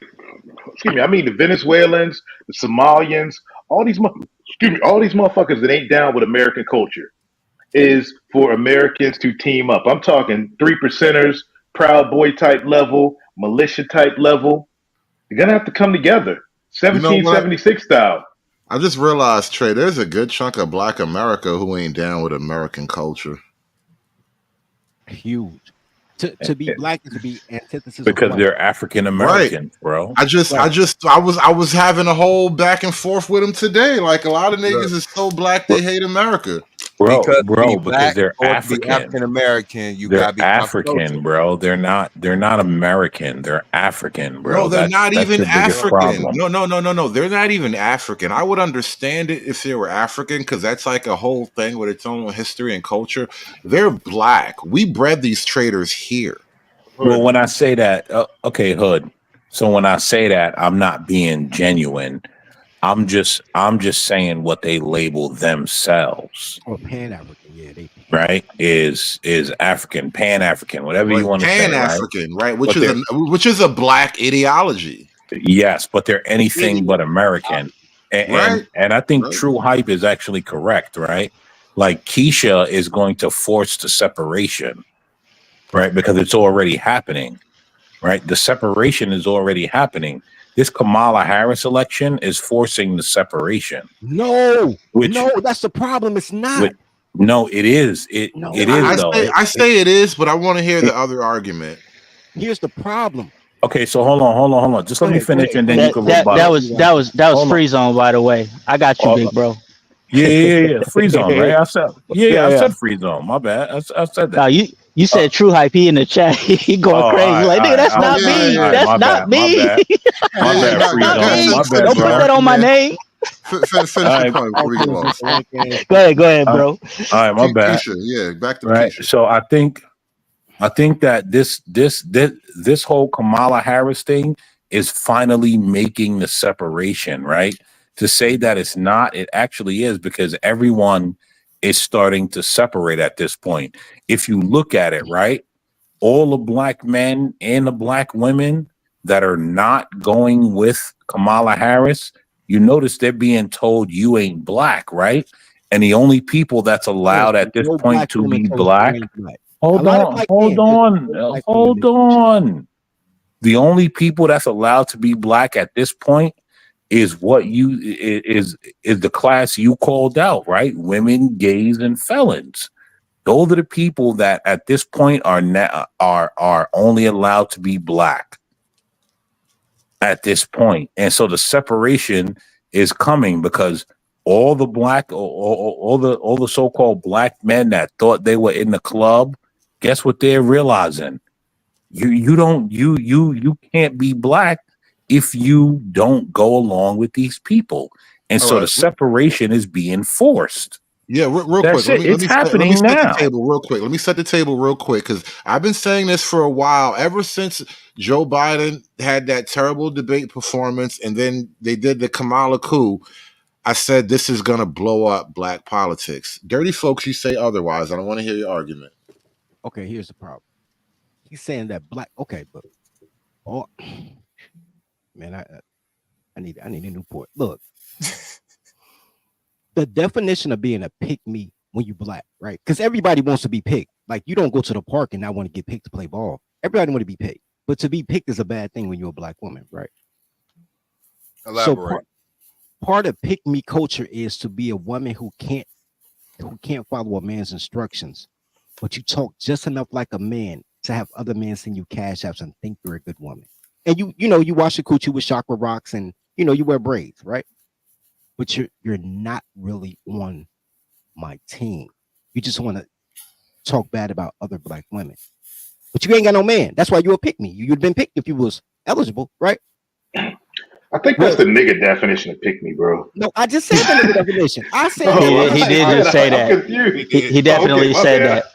I'm like, man, that don't sound like the pick me's No, I know. nigga, look, Okay. Bizarro world, bro. Bizarro world, right? Anyway, this Kamala thing has all them juice and berry fucking hair wrap dashiki wearing bitches saying no to Kamala, but these are the same bitches that admit they voted for Hillary above Obama in the primary, the same ones that voted for all the illegal immigration, everything else.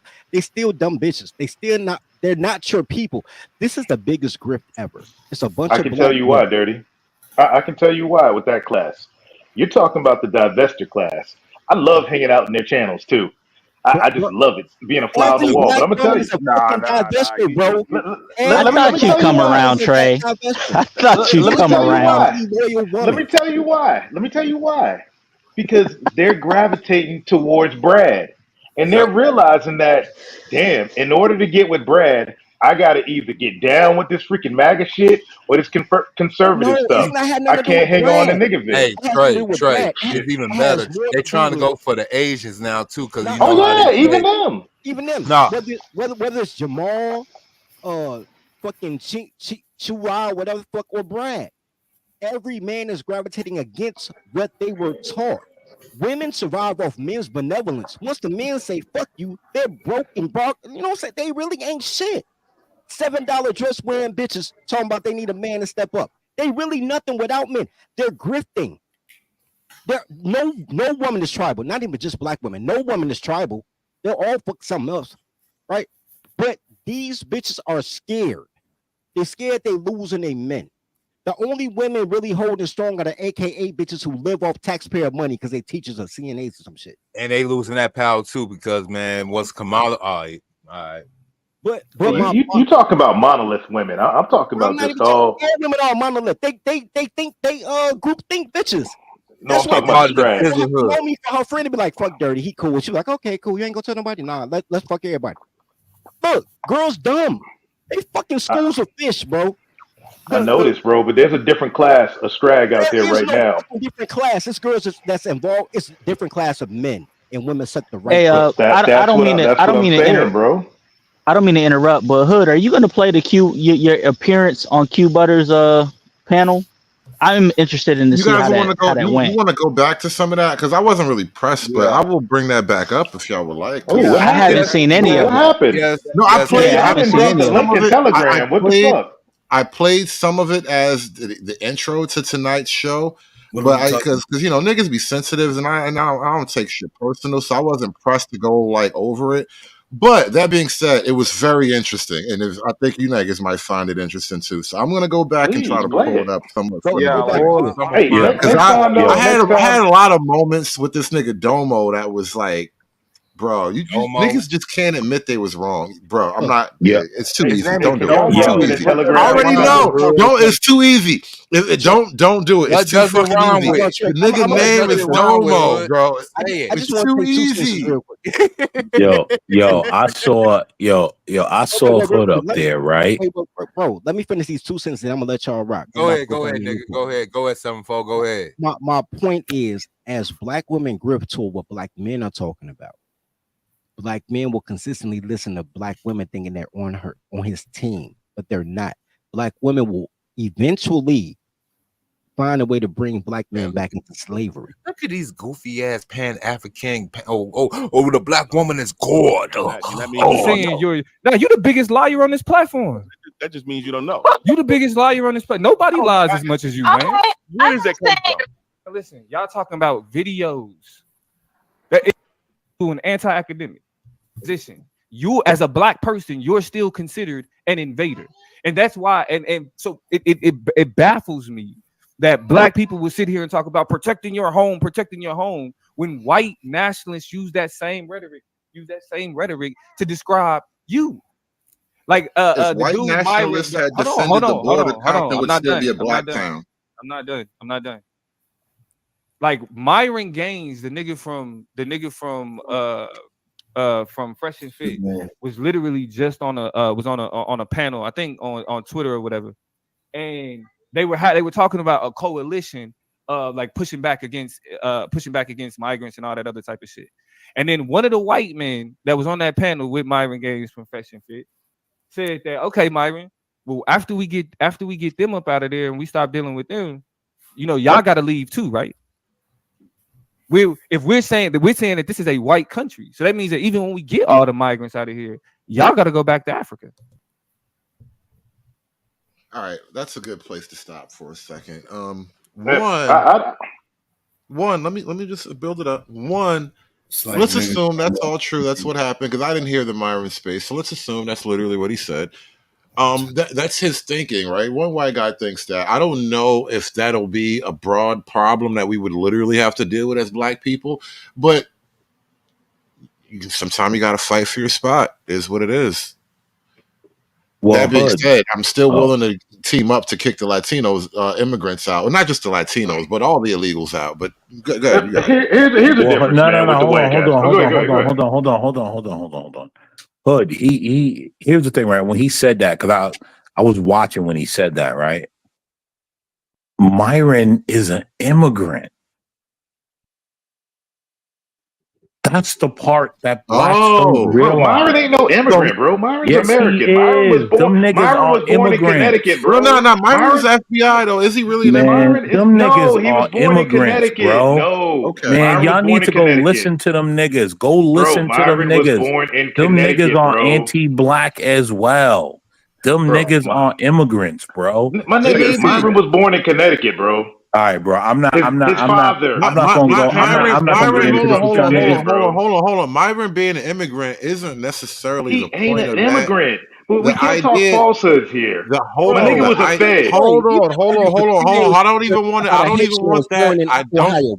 I don't even want that to be the point. I want to get it back to the thing. Like, so if we team, let's say we do this theoretical, we go pro-America, we all, nationalistic with white people, and we get this illegal immigration thing out. According to the guy that was just speaking on the panel, he says, well, as soon as we do that, the black people are next. That's the question. Okay, first thing, here's the deal. Niggas, as soon as niggas hear a white man say something like that, they get scared as fuck because you're on that panel with a bunch of dumb niggas. Here's the deal. Most daggone American men don't think that way. Most American men that lean conservative, like, we're gonna team up and do this American thing. Them incel, no pussy having, scared a big nigga of fucking Hector is gonna smash their little white woman. Them the dudes that talk like that because they know at the end of the day ain't gonna be no white pussy or any pussy left for them. Those are the kinds of dudes that say, "Oh, we got to get everybody else up out of here." You can't take them dudes seriously. I mean, the black hate with the truth kind of mixing in because that's a. Hey, niggas think like that too. Hey, them niggas think like that too, bro. No, it's the incel thing all the way around. I said that earlier, bro. Like all these laws, everything that incels enforce are, if the niggas who getting pussy wasn't getting pussy, she would pay attention to me. No, she wouldn't. I know you, bro. She wouldn't. She'd just play with toys. But that's how they believe. It's the only good man theory. I want to be the only good man. And if I can't be better than somebody based on merit, then everybody else should disappear. So I'm the best man by default, the only man on the island by default. And that's a lot of the energy on the left. I get it. Like my boys say, NPC characters. Like y'all really ain't got no faces. Y'all just in a crowd. Like, why do you vote? You shouldn't vote. All right, we're gonna get back to this clip because this is a long clip, so we got a lot to review. And so what's happening is we're attaching ourselves to a belief about who owns America or who's supposed to be here. And then after y'all get done beating up on migrants, white people are gonna treat you the same way. you're going to be seen as an invader. Joe, are you You're telling me what how? you're looking at right now? That nigga is President gay. Biden has signed a presidential proclamation to temporarily suspend the entry of certain non-citizens at the southern border because there are high numbers of encounters, and the departments of Homeland Security and Justice issued an interim final rule that restricts asylum eligibility and further enhances consequences at the border.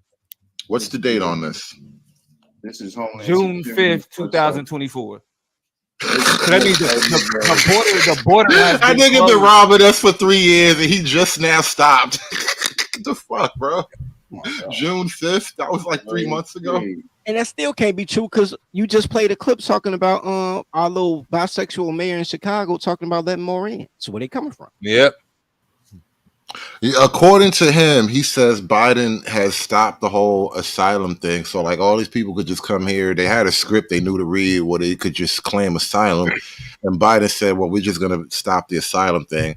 And that was like June of this year. So that was a couple weeks ago, basically, right? We're about to be in October in a couple days. So it's what, 3 months maybe? And Yeah. And Right, even right. in that case, bro, like signing a document doesn't mean all of a sudden everything that is going on the ground just changes. Right. He just That's stopped not the how that train. works. Yeah, Well, you yeah. know, We're gonna get into like it. only Also, like me and when does Hood that and bill? Dirty. Go ahead, my bad. Also, when does that bill take effect? Right? Because people don't understand the dates. Right? Biden could say on such and such date. He could say in 2026 this can go into effect. It does not mean instantly. But you know, niggas don't understand how politics work, and so they just run with a headline, and that's what this nigga did. But That's I true. like. Let's look Hold at this on, though. hold on. No. If you notice, right, when Hood kept pressing the nigga on a couple different articles to read further, the nigga didn't want to read further into any of it. No, because He the just problem wanted to is stay on the title, the and problem there's is a somebody- reason for that. the reason is anybody can be black, right? That's the reason. They have no tribalism. So Haitians are black and be like, don't do that because it's anti-Haiti, it's anti-Nigeria, it's anti-Kenyan, right? Don't do that. We all black. We ain't all black. Fuck you, nigga. And that goes to the deeper problem of what you were saying to what he said to you, Hood, is this. They're gonna get us up out of here. They've been trying to get it. No, since the 1920s, America has been trying to get niggas to assimilate. And niggas been wilding out, rioting every chance they get, looting, doing all the dumbest shit, forming gangs, and all these other cultures. The good immigrants have been coming over all that time, just assimilating right into American culture. Every And group, And the every black group has Americans gangs. who assimilate the most seem to kind of separate from black culture. They get They are called names and whatnot. yeah. Hey, The let's boule, play. the fake boule. Let's play a game. I haven't even seen this, but I'm already calling it. Let's play a drinking game. Every time they ask to cite a source, take a drink. You know what else crazy about that? When you Oh, guys talking about shit. no. Where the When you guys source is? Where the source at? They gonna do that. I literally just grabbed a bottle too. It's ironic you Yo, said I that. got tequila right here, bro. I'll take a shot. I only got Me one. too. Let's go. But here's the thing. Before you push play, let me say I don't this drink. I'll take a puff to that though. about whoever said My man. they assimilate, right? Whenever they assimilate to black culture, they move away from the culture. You notice they don't move away from the culture. I want to correct you because it's very important. They don't move away from the culture. They just get a white woman because they realize Keisha they ops. Right? There is no black man married to a black woman that helps black men. There's a lot of black men married to white women or non-black women who help black men. Whether it's Key and Peele, whether it's Michael Jordan, whether it's my man who gave all the money to Morehouse, whether it's my man who owned the Weather Channel, Byron Allen. When you get a non-black woman, you can be tribal. You cannot have a black woman. I disagree. Hold on, I want to get back Because- to the clip. I want to get back to the Okay. clip though. We got a lot. I promise you're going stuff you're gonna want to hear. Actually, in the first 2 years of Obama, the first 2 years of Joe Biden's administration, he actually deported more and stopped more migrants than Donald Trump's last 2 years. So what are you talking about? So That's what wait I'm a minute. saying. Let's get Y'all, this y'all straight. already here. They're already Let's here. get this straight. If he grants them asylum status, does that not welcome He's them not here? granting Right? them asylum status. He only just stopped doing it. He was doing it up until now. So 4 No, years into a presidency, he stopped doing it, right? no, And it's so not. he been Bro, offering them asylum for 4 years, correct? okay, so here's the thing. It's not Joe Biden has been Why offering can't you them answer asylum. yes or no? I am answering the question. I'm saying that the reason why I'm not answering the question yes or no is because the question is fallacious. First of all, Joe Biden isn't single-handedly responsible for immigration. We have the entire homeland. We have the Department of Homeland Security. And also, the question of asylum is a part of the U.S. government. The U.S. government. He just ended it with Hold a on, pen let me stroke. finish. Let me finish. The question of asylum is a U.S. government policy. People were getting asylum under Donald Trump. People were getting asylum under Barack Obama. People were getting asylum under George Bush. Which I don't understand is we have an asylum process. People coming from other countries that are in dire straits have the ability to apply for asylum in the United States. So when y'all say, "Oh, Joe Biden was giving people asylum," hold on, let me finish. When y'all say, when y'all say that Joe Biden was giving people asylum, that's a lie. The United States federal government policy allows for asylum. Okay. Y'all don't understand how government works.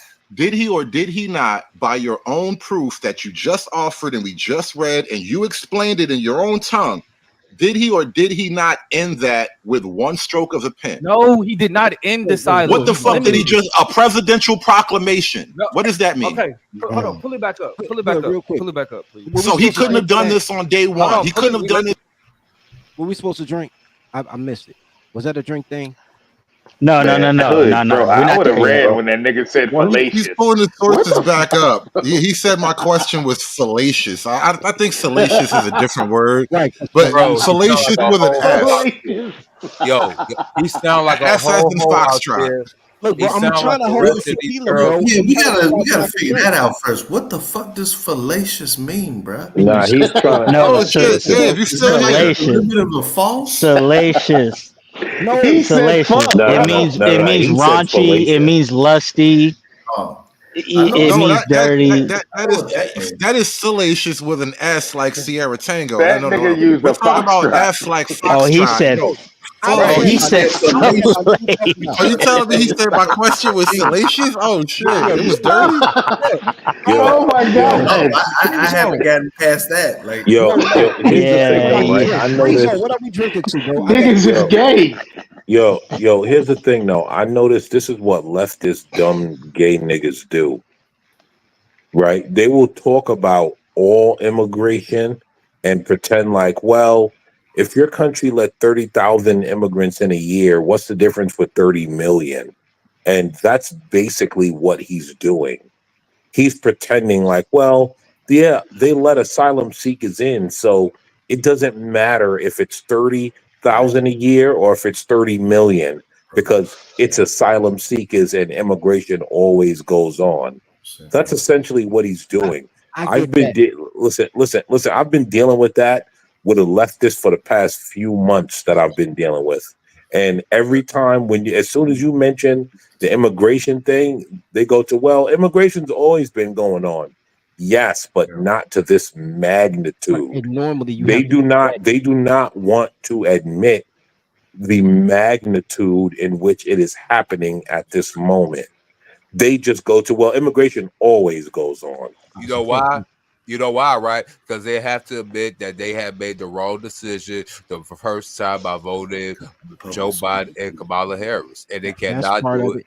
That's part of it. And then you think about this, bro, right? None of these people who argue that have great migration to the place they from. Nobody wants to be around you. You want to be around us. So yeah, listen, black folk need to be American chauvinists, bro. I'm telling you. Like, bro, it's like women with alimony. Every woman wants a rich man to get alimony. But if Mary J got to pay alimony, oh my God, that's not fair. Here, man, he can't get his own. This is how these foreigners sound. Everybody should invite you. But you don't want nobody to look. And I understand the black boule, right? And I hope I don't talk up the spirit of Snowman about that DEI gangbanger. But I come from the boule, and the boule don't like me. They be like, you tripping. I'm like, you dumb. A bunch of black girls who fucked every drug dealer and car thief in high school that marry a white guy, and now they talking about reparations. Like, no. Y'all ever noticed that too? Everybody yell about reparations as a black woman married to a white man. Y'all never noticed that? Just me? Never mind. Bro. Because he did not ban. No, he did not. I'm telling you, he did not ban asylum. You don't understand how what's government the works. presidential proclamation saying he did? Pull it back. Can you pull it back up, man? Just so I can show this idiot. My fault. Let me not call niggas out there, man. Let me not call niggas out there. We was doing so good, because bro. We was doing because so I good. promise you, y'all don't understand immigration outside of these talking points. You don't understand anything about the immigration. I've worked in immigration law. I've fought for asylum cases. I know what I know. I'm sure you have. I'm sure you helped a lot of illegals live here get our money. I was just gonna say that. I was just gonna. You know what that makes me think? I'm going to assume, and I'm going to assume that the ones that are speaking the most are probably doing well in life. They're not going to be and they're not going to be law, bro. Sorry. Hold on. He fought for immigration law. You just heard him say it. So he's in the system.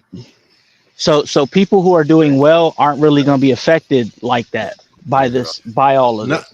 Not just that. It's a thing of you can't convince a man to like ideologically be against the thing that pays his bills, right? And so when you work for the system that helps illegal immigrants, like he just said he does, how can I ever convince him that he's the bad guy? Yeah, you can't. Yeah. But they're not doing good in life. I've never met a social worker who's doing good in life that don't suck a dick and have another man pay the rest of their bills. I've never seen it. Not a teacher, never. I've never fucking seen it. If you get paid on taxpayer money or on grant money, I don't. But you know what's so crazy? Because my personal war is against the Urban League. I have more beef with the Urban League than I do with like racism. Right? When somebody said, "Yo, black people leaving Chicago and Detroit for the last they gave me a fucking college scholarship. Shit. I see, and that's why you go in first, bro, because they paid for the wrong shit. You lost your tribalism. Now you brought a black kingdom. See, they this is why I hate them, because what they did to you, Dave. I'm gonna kill them for you, Dave, because what they did to you, my nigga. Man, don't. And this and this is why I have an issue with policy niggas. I have an issue with policy niggas because there's a vast difference a lot of times between the policy and what actually happens. So you can say someone signed a policy, but when we look at what actually happens, if there's a disconnect, what good is that policy?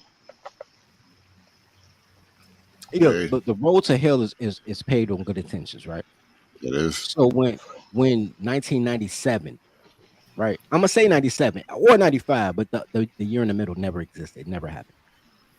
But one of them non-election years when Clinton was there, Clinton gave $20 million to Southside Chicago, to the Inglewood district. The money never made it to the street. There was a time in which, when I was a small child, I used to walk to elementary school. I would pass 9 black-owned businesses, including a black gas station, which was a Phillips 66. I ain't seen that Phillips 66. I know what you're talking about. And they came back. It came back. I shout out to them. And now there's one. There's one old man left, right? Out of 9 or 10, right? Candy stores, barbecue spots, they're all gone, right? It used to be black liquor stores, right? Now they're all owned by Arabs. Yep. There was a in the 20th war, we had a alderman by the name of his name was honestly Johnny Cochran. His name was James Cochran, ironically enough, who had all the BDs help him get elected, and then got all the BDs locked up after he got elected. Yep. So he could take their neighborhood and make it a yeah, we'll never forgive him for that bullshit. It's on site when Why? That was a good move. That was a power move. That was great. That was That's fucking some. some Sun Tzu, Art of War type I was shit. just, that's gangster shit you only see in movies.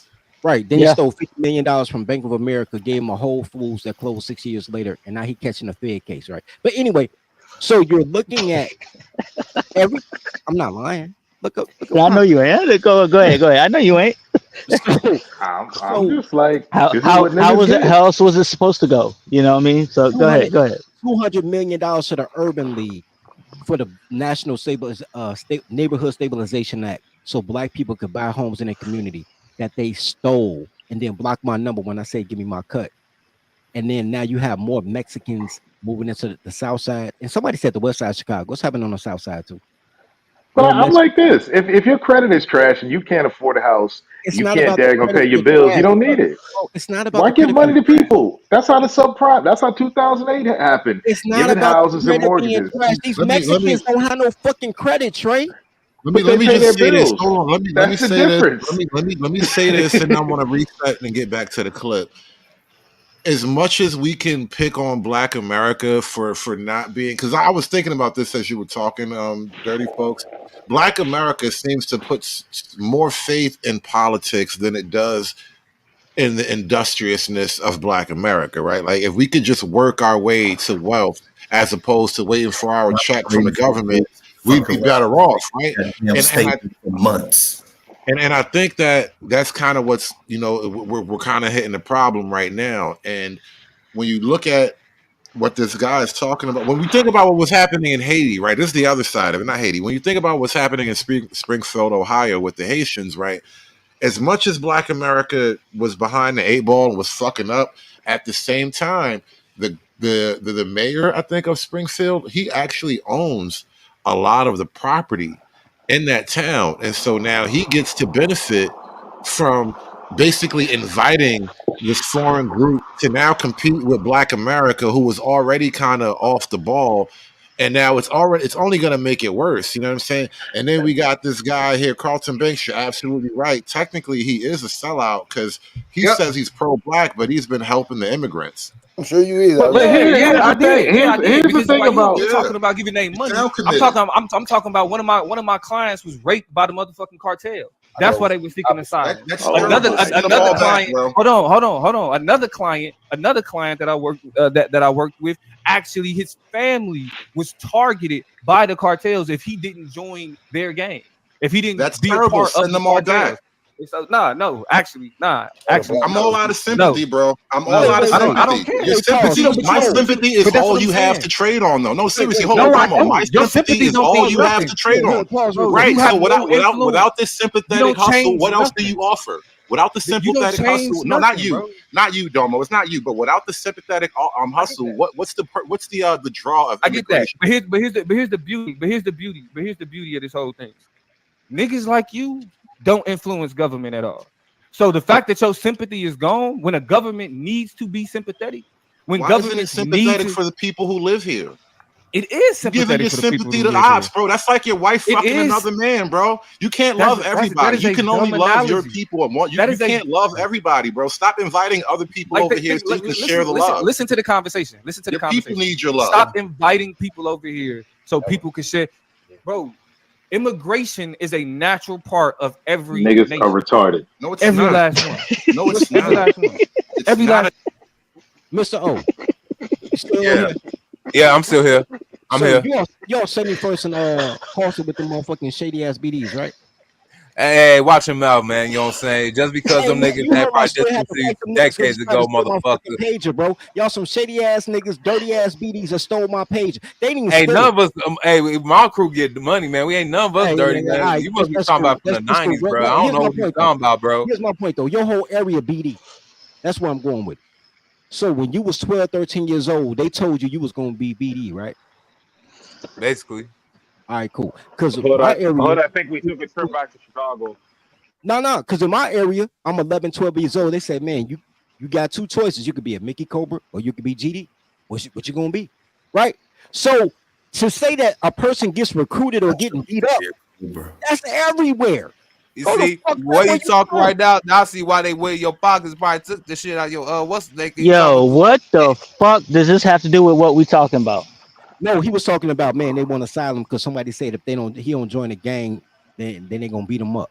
Yeah, so That's basically, everywhere. Right, I in don't right. a But know. now in a No, in a y'all no, doing no, some no, no, inner no, no. Chicago shit, bro. Like, No, no, what no, is no, this? no, no. I get it. I get it. Let me translate. Let me nigga go explain. ahead, Hill, Let me go nigga ahead. I explain. Okay, yeah, understand. Let me niggas nigga playing explain. The because common thread, the through line here is everybody got problems. We actually got those same problems here. So fuck your sympathetic story about the immigrants who had problems back home. Yeah, I'm like, what okay, cartels in Venezuela? What cartels in Venezuela? I was waiting for y'all you to niggas ask him went that. straight Chicago knees on us, and No, I just But got here's the yeah, lost thing, in all yeah. that though. shit. That's But true, if but they had a point. There was a truth to it that they were kind of Listen, Okay, elaborating Chicago okay. on. dudes have to Not start my with the area. Y'all got it. Y'all got it. Yeah, not my area. Y'all we got it. can't have a. But here's the thing. Nah, I truly get. But here's the thing. This is where I agree. I agree with the lefties on this and their slick move of what they're doing. They know we can't have a functioning society with GDs and BDs. They know this, so they're how they having know. y'all freaking vote yourselves But up they're out of bringing there. in worse though. What? It'd be one Yeah, thing if they were bringing in a bunch of middle class Asians or something who are just basically harmless citizens. No, they're bringing the bottom of South and what? America. And then what happens to them? What can they do to them? They can go ham on them with the banding because all they do is they It's turn. not. What they do is they turn every American against that group. Now that we got the niggas up out of here, oh, guess what? It's those Browns. Now let's go after them. You know, They're the Trey. ones that brought all these problems out of here. I think we by focusing on the quote niggas, we lose scope of the bigger chessboard. It's not just niggas. Niggas are just the pawns of it, and the pawns always get killed first. Yeah, that's where I'm going with Well, this. So, well, well, but that's not the end of the game. That's kind of the point. Like, don't celebrate you losing your pawn when you're gonna die anyway. well, Yeah, let me I tell don't you think now. it's like that, man. I think what they're because this is it, man. We're going beyond lefties here. The group I'm talking about. Their worldwide money base is the United States. They can't I fuck get up it. their money, so Well, they can't have certain groups running around here because that fucks up their money.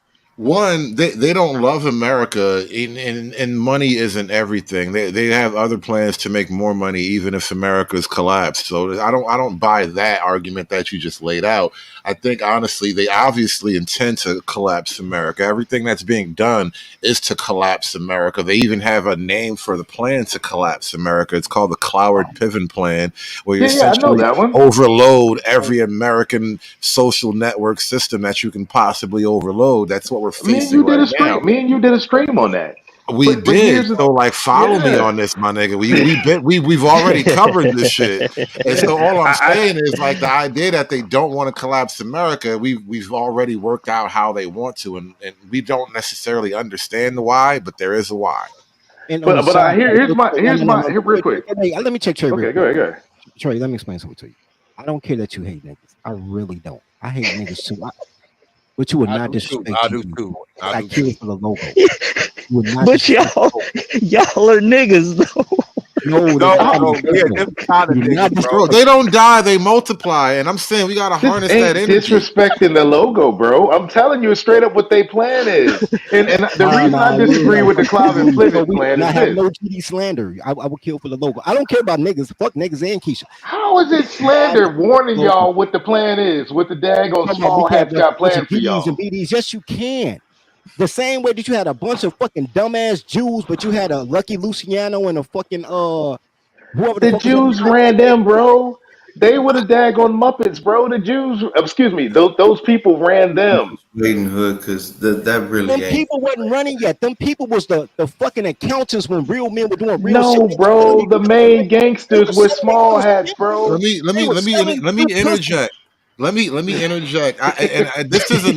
This is another Hollywood magic that's been spell casted upon the world. the Italian gangsters were not the top of the food chain when they actually came to the underworld, and they weren't even the bloodthirstiest, I really technically wanted to say speaking. Maya But Lansky, but I couldn't remember his name at the time. but Yeah, bro. Lansky is not an Italian name, bro. It's No, so that's what I meant to say though. Lucky you yeah, said I'm that. yeah. warning I y'all. meant to So say Maya, quiet but as Maya kept. They was Lansky had a bunch of dumb motherfuckers under him. Every king has a bunch of paupers under them. To say that there's no GD that can rise to the top is blasphemous. Bro, you well, ain't rising UGD. above Hold on, them boys, That is bro. true. That we're is not true. gonna we're not gonna have the GD defense fight here. You know, GD feel how they feel, but we're not gonna fight that fight right now. All we're saying is all I'm saying to you, Trey, is don't just celebrate like, oh, they're wiping out the bottom of Black America as if that's the only thing that's gonna happen. That's not what I'm celebrating. Now, dirty, and just real quick, bro. I'm giving a warning because this is what they're doing. They're doing my disagreement, Hood, is that they're doing a reorganization of America, not a total takedown, a reorganization to benefit their needs. You have no idea what's going on, bro. Yo, David, shut up, man. We don't even want to hear you, man. hold on. While y'all arguing, here's the thing. While y'all arguing about that bullshit, Hood, I want you to notice something, right? I'm gonna read the headline that he put up, right? Because I think there's a lot of buzzwords that no one noticed. President Biden has signed a presidential proclamation to temporarily, first buzzword, suspend the entry of certain non-citizens at the southern border. Now, first off, You don't say. how is he? Well, let's listen to this, right? Certain non-citizens at the southern border. So what they're Bro, I saying didn't is even that catch that. Holy some of the shit! people coming in are citizens. Pay attention, right? It's a temporary suspension of the entry of certain non-citizens. So what they're saying is that some of these people coming in are already citizens. Pay attention, What's the because definition there are of high Well, no, numbers of encounters. not just that. Not just that. There may be people who are citizens, like crossing the border on foot or whatever. But what is certain non-citizen? Yo, so that's a Well, weasel word. That's what that is. That's a weasel word. They're saying we're going to stop it for certain people. So what they're yes. telling you is we're not actually going to stop it for everyone, just carte blanche. No, we're going to say, all right, one of you niggas got to go back, but the other 1,000, fuck it, That's come on. double speed. Well, And Hood, Let's get like well, Hood, 10,000 exactly, white no, South exactly, double Africans in speak, here. hold on. exactly. Here's what you guys miss, right? We listen. What citizens, hold on. What American citizens are at the border trying to come in? None. So Coyotes. they've already deemed, right, a certain group citizens that can come through the southern border. Pay attention to the wording. I Like I said, disagree with that. coyotes, I bro, disagree with that coyotes. wording. If You you're And disagree on this with the foot, this is wording, if it's on you're on paper in foot, front of you. if you're No, on foot I'm crossing the reading it border, hold differently. on. If you're on foot crossing the border with the rest of the migrants, it's because you fucking work there. Yep.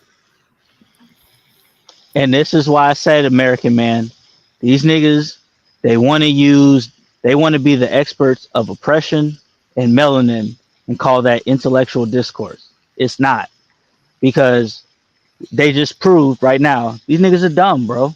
The niggas dumb. Yeah, they That dumb as dumb. Keisha. Yeah, That They're dumb dumb and they dumb. I'm still in my Could be- feelings be- though. because My you're problem is I expecting. just didn't trust them, and I didn't even really read the letter. I was just like, you got a lot of cool numbers, bro. I didn't even read that shit. I just didn't trust the nigga. But when you start from a default position that politics will solve your problems, when the intention of politics is to actually create problems, you're lost in the sauce, bro. You don't know what the fuck's going on. That's a fact. Because the Fuck your only little thing, piece of paper. Whoa. That's a fact, because the only thing that solves your problems is economics. Bring money The fact back that people think voting solves their problems makes you that is the dumb. only reason Economics solves your problems. And on top of that, paid in taxes as much as that back to the nearest precinct or ward in which you Let me live. ask y'all a question. What did the Asians do to solve their problem? Did they go through politics? they took it amongst themselves. They took it upon themselves. No, they Thank used you. economics. They took it upon themselves to work their own economic base. Nation Don't leave out the term economics. That's where you Here's make the mistake. Here's the invisible glue, though. Economics in isolation is nothing. They actually have an internally focused culture. Right. A patriarchal Black culture. culture. It is Let's not leave patriarchal, that but out. hold It is on. patriarchal. Black culture is not internally focused. Politics. Asian culture is actually focused on self-perfection. You know, they strive to achieve and whatnot. Like achievement as a concept is just a goal. Whereas I don't know if it's on the same level as Black culture. So like when there's a famous kind of stat that gets tossed around when it comes to like study hours for like Black kids, Black students versus Asian students, like the difference is hours. Black You know why, students right? on average study You're a half speaking their hour. language, Hood. Hood, You're you know why, speaking their right? language. Whose language? Okay. You're speaking. Hold on, Dave. You're speaking the left's language because you got to parse that out. Hold on, Dave. Doesn't mess with the fact that from 2010 to 2022, the enrollment of Black men in higher education from You the lost in the sauce, bro. You lost And this in is it. why you don't let the urban league with your You lost in it. 16% to 36%. The niggas still can't read, bro. Yeah, Now, I like American Man's answer because they did economics. They did economics first, and then they integrated into the political sphere or all that stuff. But they got the economics I'm trying not down to kill pat you today, first. Dave, because I'm still in my feelings over Trey. So I'm trying not to kill you today, Dave. So let how me we help you out. win by your feelings over me warning you, bro? Incognito mode, Let me Dave. Incognito mode. let me explain here- something to you guys. Do you Can I guys know finish that there were responding to actually Hood real quick? Trey. No, American Man. Trey was coming up, and then Dave cut us both off. But he was talking about something. Please, Trey, you got it. And I was gonna say is that you got to parse out the Asians. You know what I'm saying? Because if you take out Chinese, Japanese, and like Korean, the Asians are just as trash as like niggas, bro. It's That's true. You know, The Japanese that is and the true. Chinese hate the Korean. They'll Well, tell you in a minute. no, not the hate. I'm just Trey, talking about the Trey. culture wise. I'm only speaking to the idea that as a group, when they say like Asians outperform, it's not really bifurcated. It's not separated. They just talking about Asians as a group. Really just the Chinese. Right. I accept that. I accept that going in, but I'm saying overall. What country on the planet has an average income of $40,000 per Dave, you're person? about to die. Look, Dave, let me help you out. Who else? Wait, let me help you out. Dave catching all my heat. Because you are the wait. Your experience is a poster child of why I must kill the Urban League, right?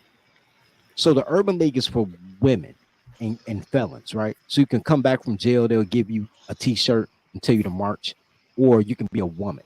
They don't care about you, Dave, because you're a I'm assuming you're heterosexual. You're a heterosexual man. They don't care about you. They abandoned you as soon as they abandoned you as soon as you finished your PSAT, bro. As soon as you did your practice SAT, they abandoned you. They helped you fill out your grant papers, and then they abandoned you. You can't go back to the Urban League now as a 30-year-old man, and they'll help you. They helped a woman with her child. Now that you're a man, you have no place. They're not for you. I don't think you get it. Right. And that's Damn, you just told that nigga his daddy don't love him, bro. That was fucked up. I don't. Hey, to be honest, I don't think. I was pouring that was highly insensitive, dirty folks. To be honest, I don't think none of you niggas get it. Right? There are when you read all the books and you listen, they tell you economics is what get you to higher status. It's not all this voting. How do you think the Jews got to where they are? Thank you. Economics. How do you think Bro, the you Asians you got preaching to to the where they choir are? over here, bro. Economics. You are None preaching to the of choir. none of this has to do with voting. None of this has to do with your skin color. It's all about the economy and the money that you put in and the money that you use to lobby to get people to pay attention to your cause. Bro, That's what you it's preaching to the all choir about. over You here, guys bro. do not You was understand. like 95% correct until you I said it's the get money, the that. lie. Except for Dave, bro. You preaching to the You choir. niggas are. No. That You niggas America, don't know what's happening. I get you. As a dude that hang out with a U.S. senator, I get you.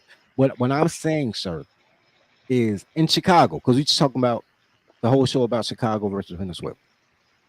They let us get the money.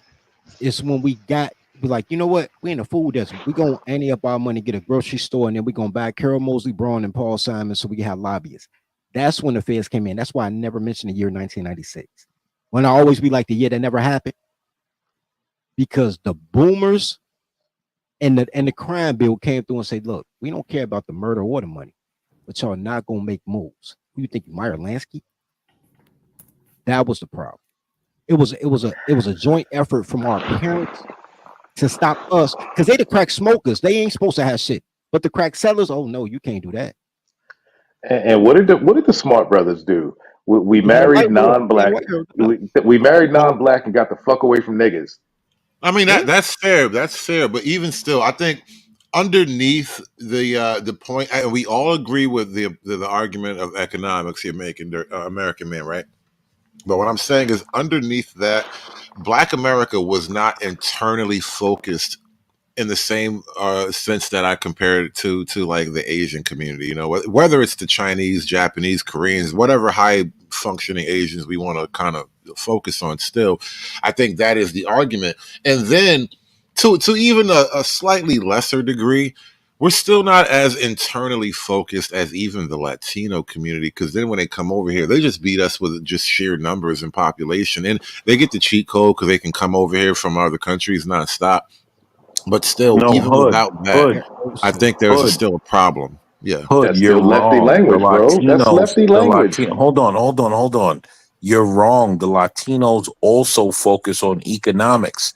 That's why they're the taco stand No. on It's every agreed. corner. Listen, American man, it's agreed that economics is the key, but you don't get to economics in a vacuum. And this is why I keep saying internally focused as a culture. Like, they're focused on them actually succeeding, as opposed to like Black America, whose main focus is one day the government going to do right by us. One day reparations going to come. One day y'all going to start treating us right. Like, no, they're working to earn their respect, as opposed to Black America is waiting for the respect to be bestowed upon us. Wait, worse Now, than I'll that. give Dirty credit here, right here. But Dirty, what you said in the beginning. Blackonomics are not doing economics. No. They're Worse than doing that. give me, give me, give me. No. Worse than that. They're Worse. not, right? They're begging.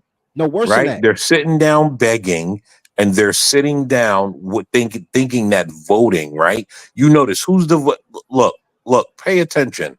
Black Oh, people we vote know, bro. 90 something percent for one party. We Those got that part. dumb niggas don't even realize that if you want to get somewhere, you cannot vote 90% for one party. If you Okay, well, notice, all those people, they vote 50-50.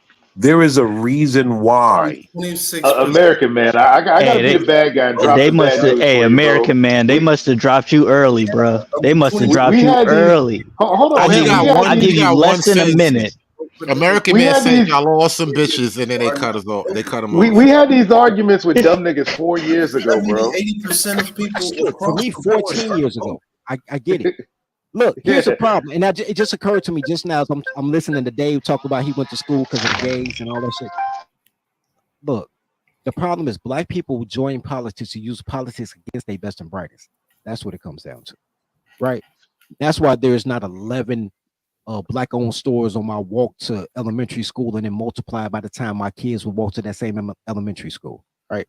That's why all of the best and brightest friends that I had when we all grew up And I regret coming back to Chicago. I should have stayed in South Dakota. They all in Wisconsin, they all in Minnesota, while we all left. Because when black politics happen, they crush heterosexual black men. Because the problem is this: if like a little celebration smile today, the turkey leg hut in Houston finally went down because it's black owned. The minute they went black owned, my brother tried to do business with him, and I had to tell his dumb ass, no, you ain't doing business with him. I had to threaten to go whoop his ass. No, you ain't, especially when it's ran by a Strag.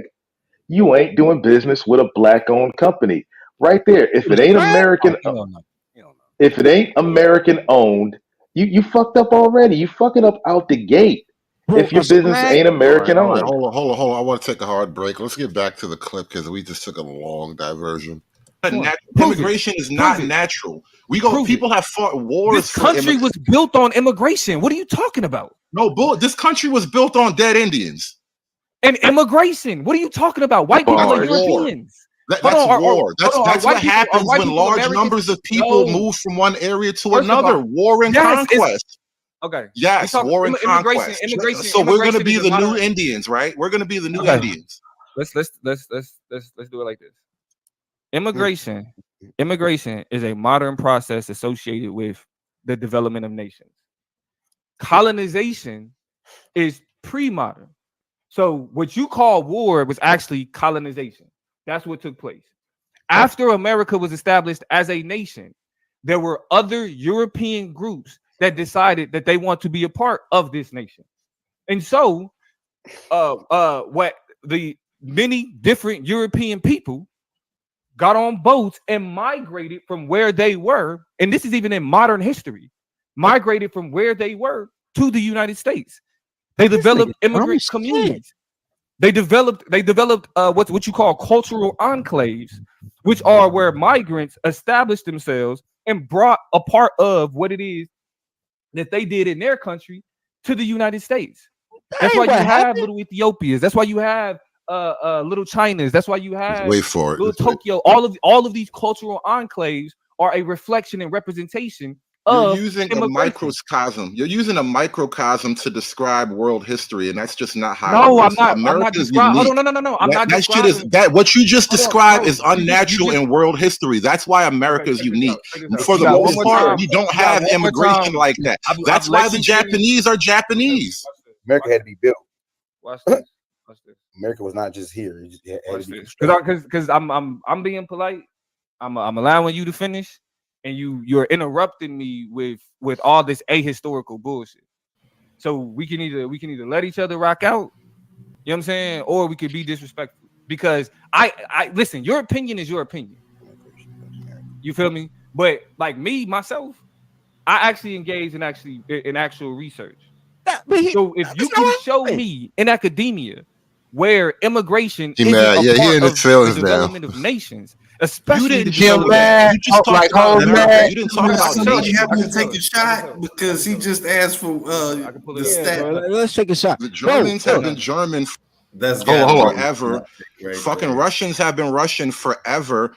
What is it? Koreans have been Korean forever. About nationality. You talking about nationality? What because up until very recently, and up until the creation of America, bro, who's interrupting now? Who's interrupting, my nigga? And you so sensitive. Hey, pause that right there, Hood. Pause that right there, Hood. Up until recently, nationality and ethnicity were very linked. America is unique in that. The French were French.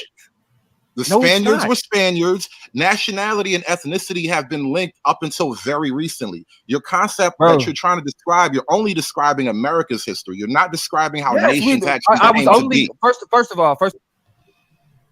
Okay, here's the problem I got. I know y'all want to rock. What happened to the Bars War, right? What happened to the British-French War and for the French colonies that took Canada not to infringe on the 13 colonies? What happened to the war that they had with France, which is how Haiti got free because we was trying to fight to get Florida? What happened to look, bro? What happened to the fucking the Dutch when it was New Amsterdam and now it's New York? Like what the fuck? That's all Rockefeller. No, I heard it. But here's the thing. I'm not even gonna go down the history because y'all know me, man. I'm in the rabbit hole. I just gotta say this. For the last, if we're looking at history as Rockefeller even tells it, man, we've been rocking with this American shit for 400 plus years. I don't know what the Yep. fuck this little nigga talking about.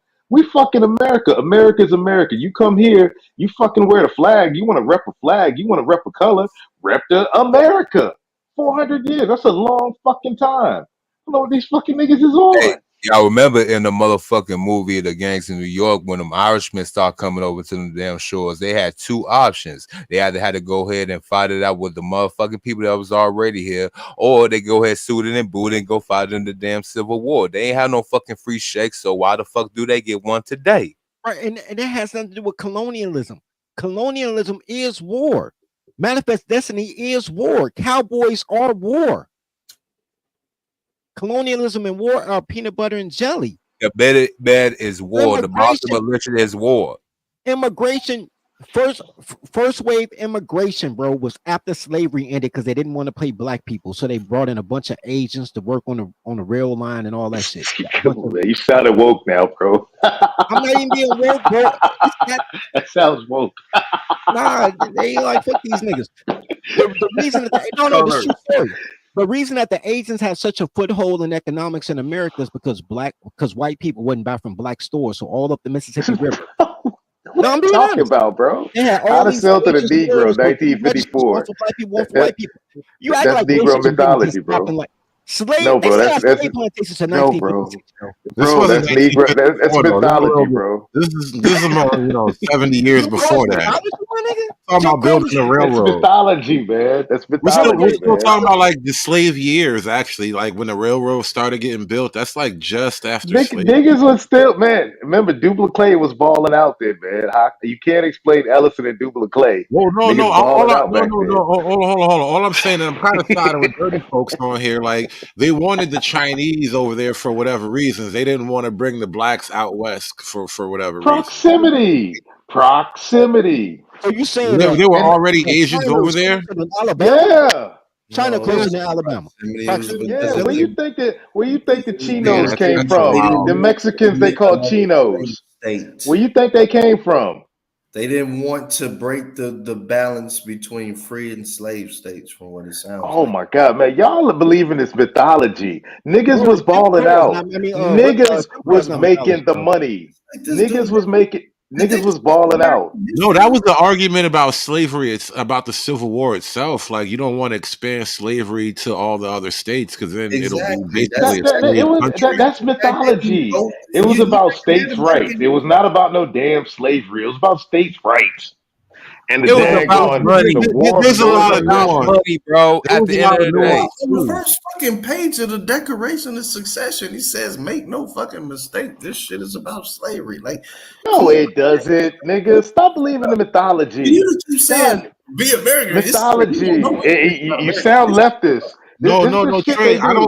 I don't think it was about slavery in the sense that, let's just free the blacks. I don't think it was like some sympathy for the blacks when you say it was about slavery. The blacks ran slavery, bro. No, the blacks didn't run slavery. No. What are you talking about? Blacks ran it. Show me a white slave owner. Slavery. The hats ran slavery. Yeah, I mean, of course. Okay, so the hats run slavery, and the North is like, wait, if we let this shit grow, we're gonna be owned by the hats, and so war. Did y'all? Bro, the North was run by the hats. American history classes? Because that's not really what it was about. Dave, Rockefeller told you that, bro. Dave, Rockefeller wrote some history books, bro, in the 30s. That's what you read. Voting things to even out the population distribution between the North and the South.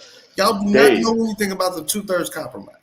Dave, Rockefeller wrote that shit, bro. Rockefeller is a Rothschild. Rockefeller is a Rothschild, bro. Do the math. Expansion, the big political issue was. This is why I don't do history, y'all. This is why I'm in the rabbit hole. In slave states. Focus on today and going forward. Did you say the 2/3 compromise? See what I'm saying? This is why I don't do history. Okay. You don't know when they were saying that the slaves, as far as for voting, because the North was basically saying, "Hey, we don't want the slaves to be able to be considered as a vote," and the South That was a like, 3/5 compromise. Yes, I understand that. That was a y'all see. practical. Was 2/3. Now y'all see why I don't That do was history. practical deal making. Come on, But come on, Hood. Don't be salacious, Hood. Don't be salacious. Yeah. No, the word of the day is We're gonna get back to fallacious. the There is clip. no We're gonna get back salacious. to the clip. We've been It's only too fallacious today. Niggas just Well, misquoting the shit. point that I made was that I mean, like this was like normal shit in high school. Like y'all didn't learn. I keep protection for mine. You will not touch what is mine. Checking out me with my shine. Hold on, wait. See a black man doing great. With black owned businesses. Oh yeah, it was a 3/5. Oh, this shit somehow reset. Okay, yeah, y'all right. It was the 3. In terms of My bad. immigration, we should. Okay, you're right. It was the 3/5. And y'all, damn, y'all forgot. it's because you Okay, I said listened, but I didn't remember the To fraction. develop the Y'all nation, you Y'all I got didn't me. say. all right. First of all, I the didn't say nation. that. I feel like I'm going by your logic. The nation. No. Don't go by my logic. I'm saying show me the evidence. I'm doing that. Hear me out. I'm doing that. The nation as a concept sprung up from the nation state. You always start from your individual local population and grow outward. Immigration means people are coming inward. And at any time in world history, when an outside group of people have come into your territory, it always meant conflict. Only in the modern time have we fought less. And in the past, when especially if it's a faraway group, you don't even travel far away just to live there. You only travel far away for war and conquest. Immigration in the modern sense is a new thing, bro. What are you talking about? That's not true. Okay, first of all, when you say here's one exception: trade networks. There are trade networks where you might travel back and forth, but there is no mass immigration. Trade is the only little small example where you might travel back and forth and you can live on a foreign land. But generally speaking, nothing like this has ever happened. Natural cataclysm also caused mass immigration. Okay. Natural cataclysm, and again, that's war too, because those people are coming. They're hungry and they have weapons. So let's not just pull shit out our ass. Let's show proof. Can you show any academic, intellectual source? Let's take a drink, y'all. Oh, let's take a drink. Why does niggas got to make everything sound gay? I'm way ahead of y'all niggas. I know, right? I was drinking already, and then more drinking. Why does he got to pull stuff out his ass? Like he's got to be fallacious, pulling stuff out his ass. Can I point something out actually, which I think no one understands he's doing?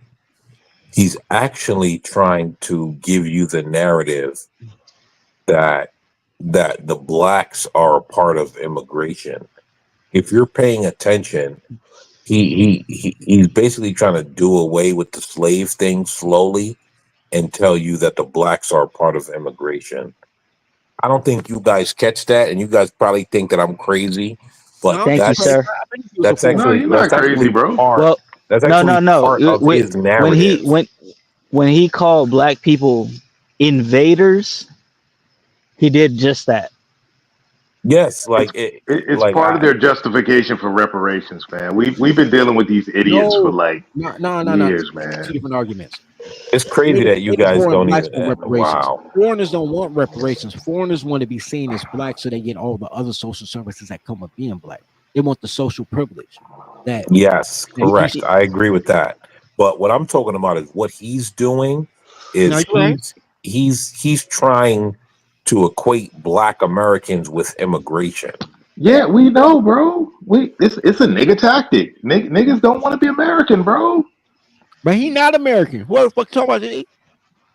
Ain't he American? Is he freaking some African warlord? Man, most of these niggas ain't American. You guys fall for this coalition. There is no coalition. These niggas, a lot of these niggas are not black Americans. For real, Joy Reid ass niggas, bro. Yes. A lot of these niggas are not black Americans. I don't even believe in the term black Americans, so I don't. Whatever they are, they can eat a dick. Yeah. That sounds good, but let's talk about in the language in which we deal with. A lot of They these niggas FBA are as not fuck. Black American. I wanna Like a jump lot of in. these guys are Joy What Reid is ass he? niggas. Hold on. I wanna jump in for a second because I've been kind of behind on this, and let me just give a quick. Let me do some station business for a second because we got some cash apps. I just want to acknowledge and thank real quick. Right out the back, this was a while ago. Like I said, I'm behind. I should have been calling these out earlier, but forgive me if I mispronounced your name. You have a very African name, like very, very African name. Egbakan Nasagabe. With the $4 cash app, he says for the digital free thinking Negro fund. Appreciate you for that. And, if I messed up your very, very African name, bro, forgive me. I'm an You American. mangled that shit. I don't know what that's supposed to sound like. I need you to say that shit to me one time, and then I'll know. Shout out to my man Marshall with the $10 cash app as well. What up, Free? What you say? No, I just wanted you to read that name again. That I don't want to read was a it great. again, bro. Go ahead. But go ahead. Shout out to Marshall. Shout out to Marshall. Egbakan no segbit. Yeah.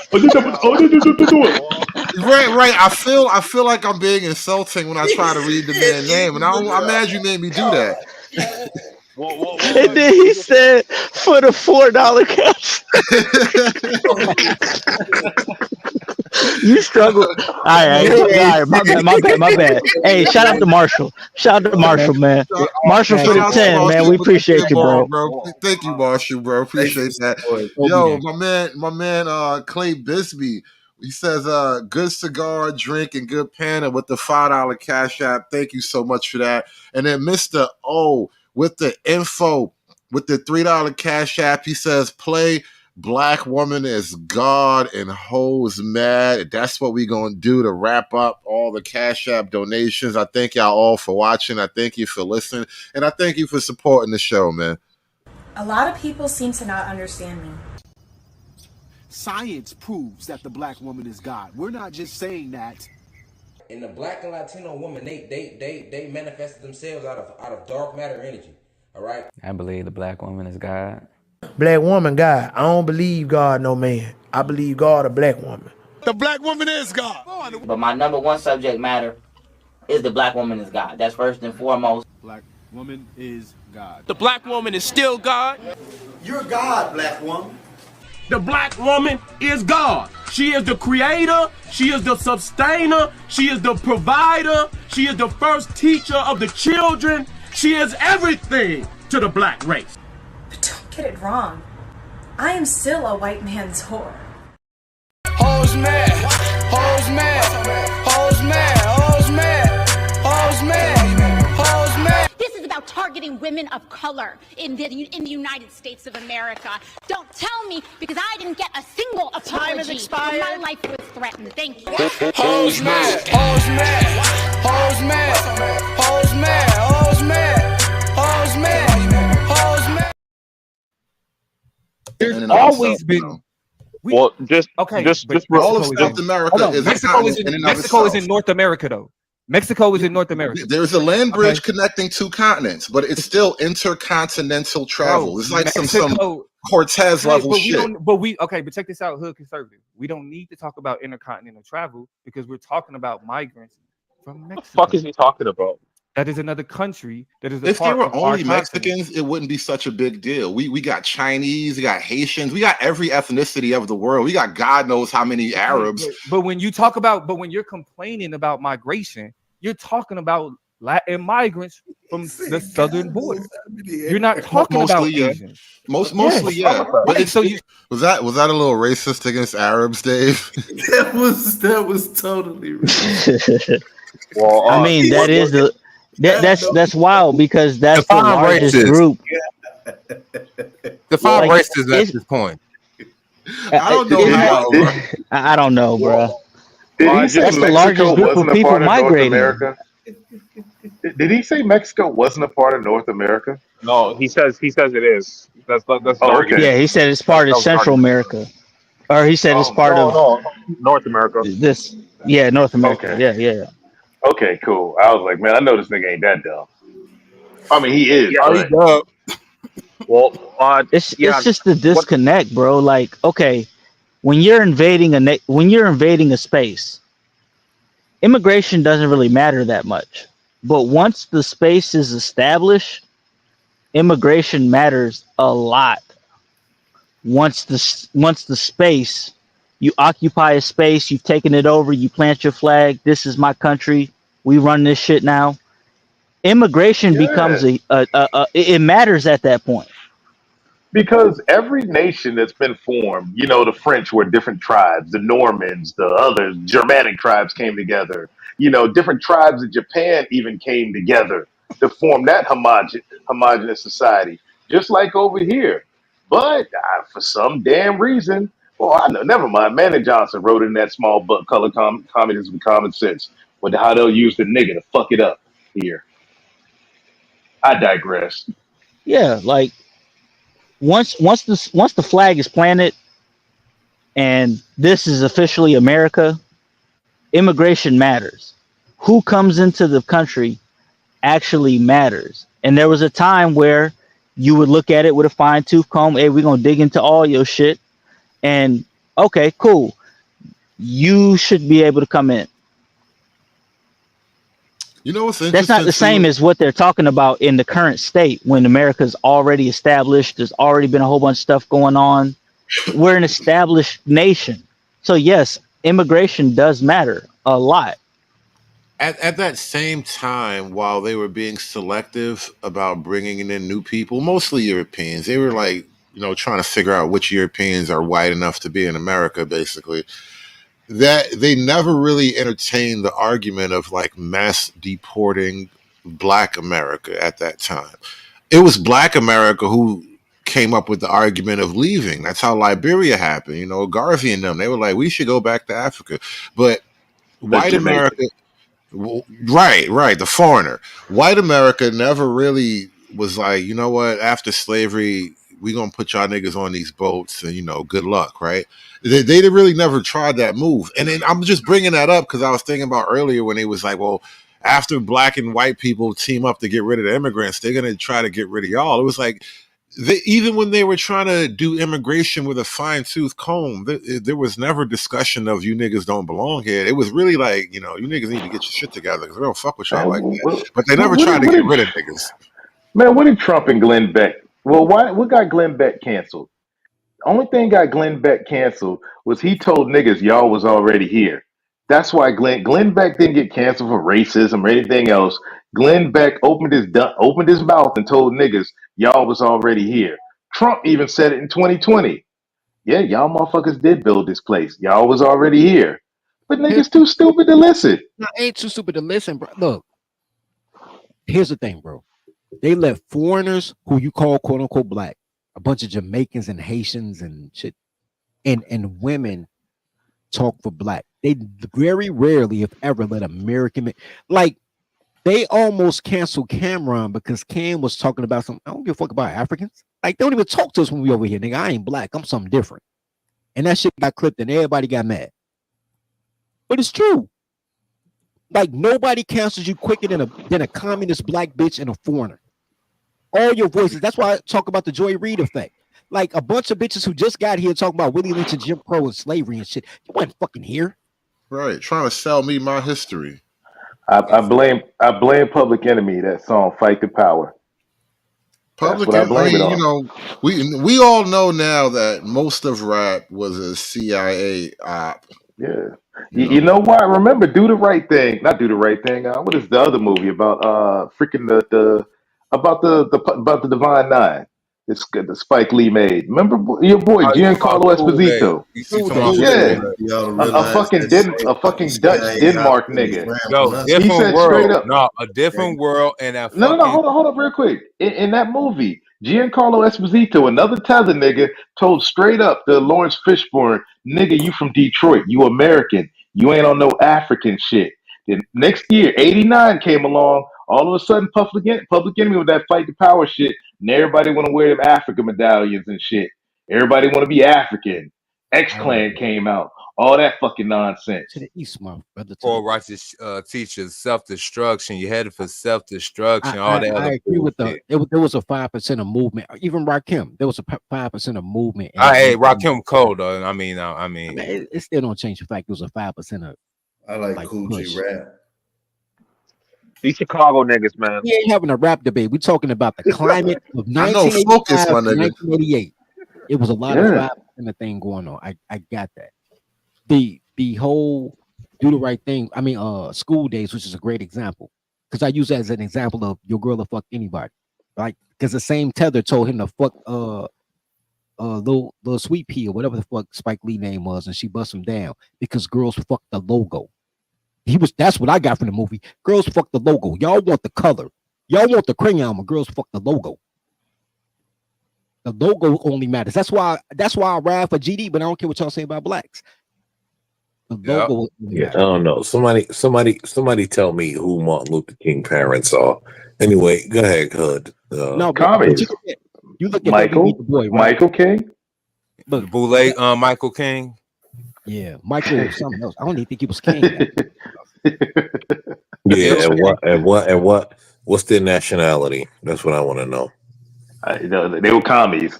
That's what the fuck they were. They were average Americans, but he wasn't a Christian. He got pushed as a spiritual leader, and he was an atheist. Aborigine. What was he? What was it? Aborigine, Aborigine, or some shit like that. We're all indigenous, man. Even Malcolm said that shit, man. Malcolm said it. No, you gotta understand when you gonna go deep into that. What's the name?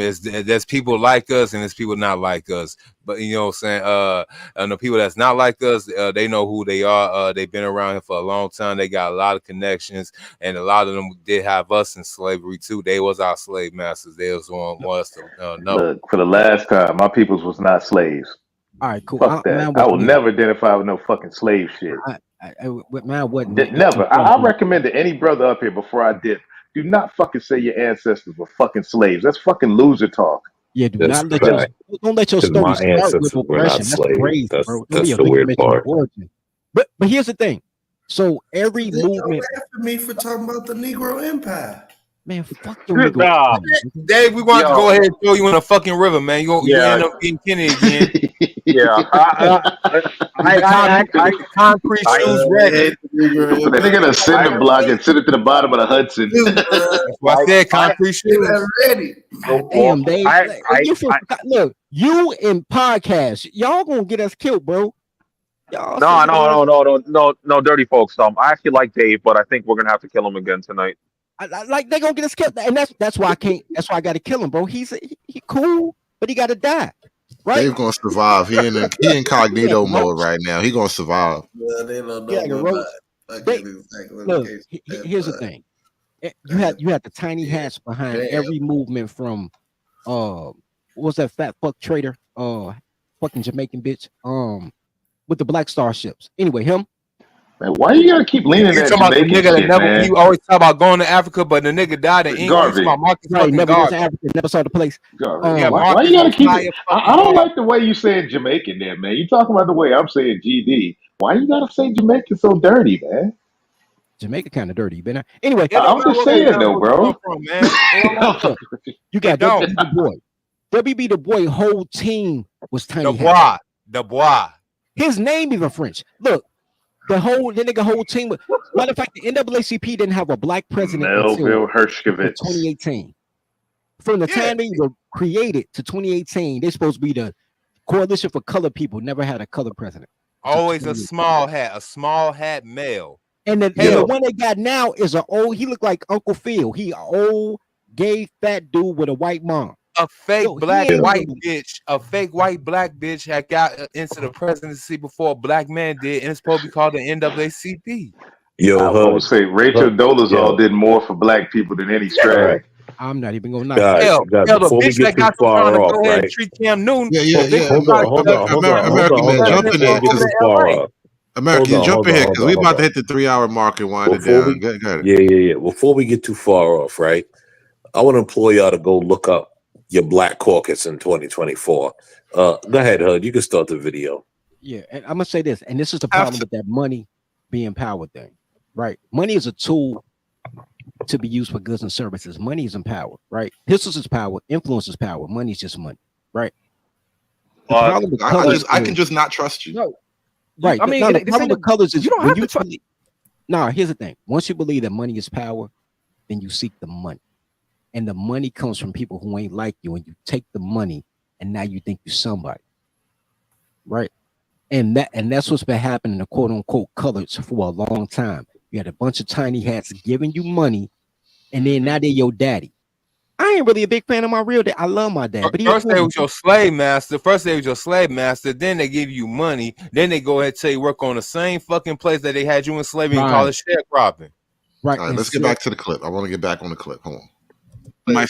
Hold on. What did you? No. It's unbelievable. What did you say about those It's numbers? just unbelievable. You said those are awesome numbers, right? I said they're awesome numbers, and I'm not even calling them untrue. But no one believes that Biden is actually removing illegal immigrants at any significant pace. Okay, but those are awesome numbers, though. Hold on. Time out. So you either believe the numbers or you don't. I don't. I'm telling you, I don't. Okay, so can you provide any numbers that shows that this is incorrect? No, I'm just telling you I don't believe these numbers. Okay, so you're not equipped to show how these numbers are false. You just your argument is you just don't believe it. You ever just looked at a nigga and know he was full of shit? That's how I'm looking at these numbers. Okay, but do you have any information that proves these numbers wrong? Asked and answered, brother. No, you didn't. You didn't answer. I literally said I don't. What more do you want to say? What more do you want to hear beyond no? Okay. You said you don't. You said you don't, right? So that means I just said it's a feeling. Hold on. You said it's a feeling. Okay. You said it's a feeling. Okay. So that means, I mean, who believes these numbers? Let me stop for a second. Anybody else on the panel believes this? I don't believe it. Yes, I do. Of course, the woman. Not even believing the numbers. It's more so. Don't even tell me whether or not you believe it. Get on the internet and find the numbers that refute it. That's my premise. Don't just sit here like cool. If you know you don't have the information, go find it. Why are you sitting here talking about what you believe? We ain't talking about belief. He act like a men lie, women lie. Numbers don't. Go find the immigration. All of this immigration data is public. Go find the data that says this is wrong. Why are you more comfortable sitting here talking about what you believe and what you don't believe, as opposed to actually doing real research to show you or to prove the point that you're trying to make? Are you not have the ability to do that? I'll answer that for you, right?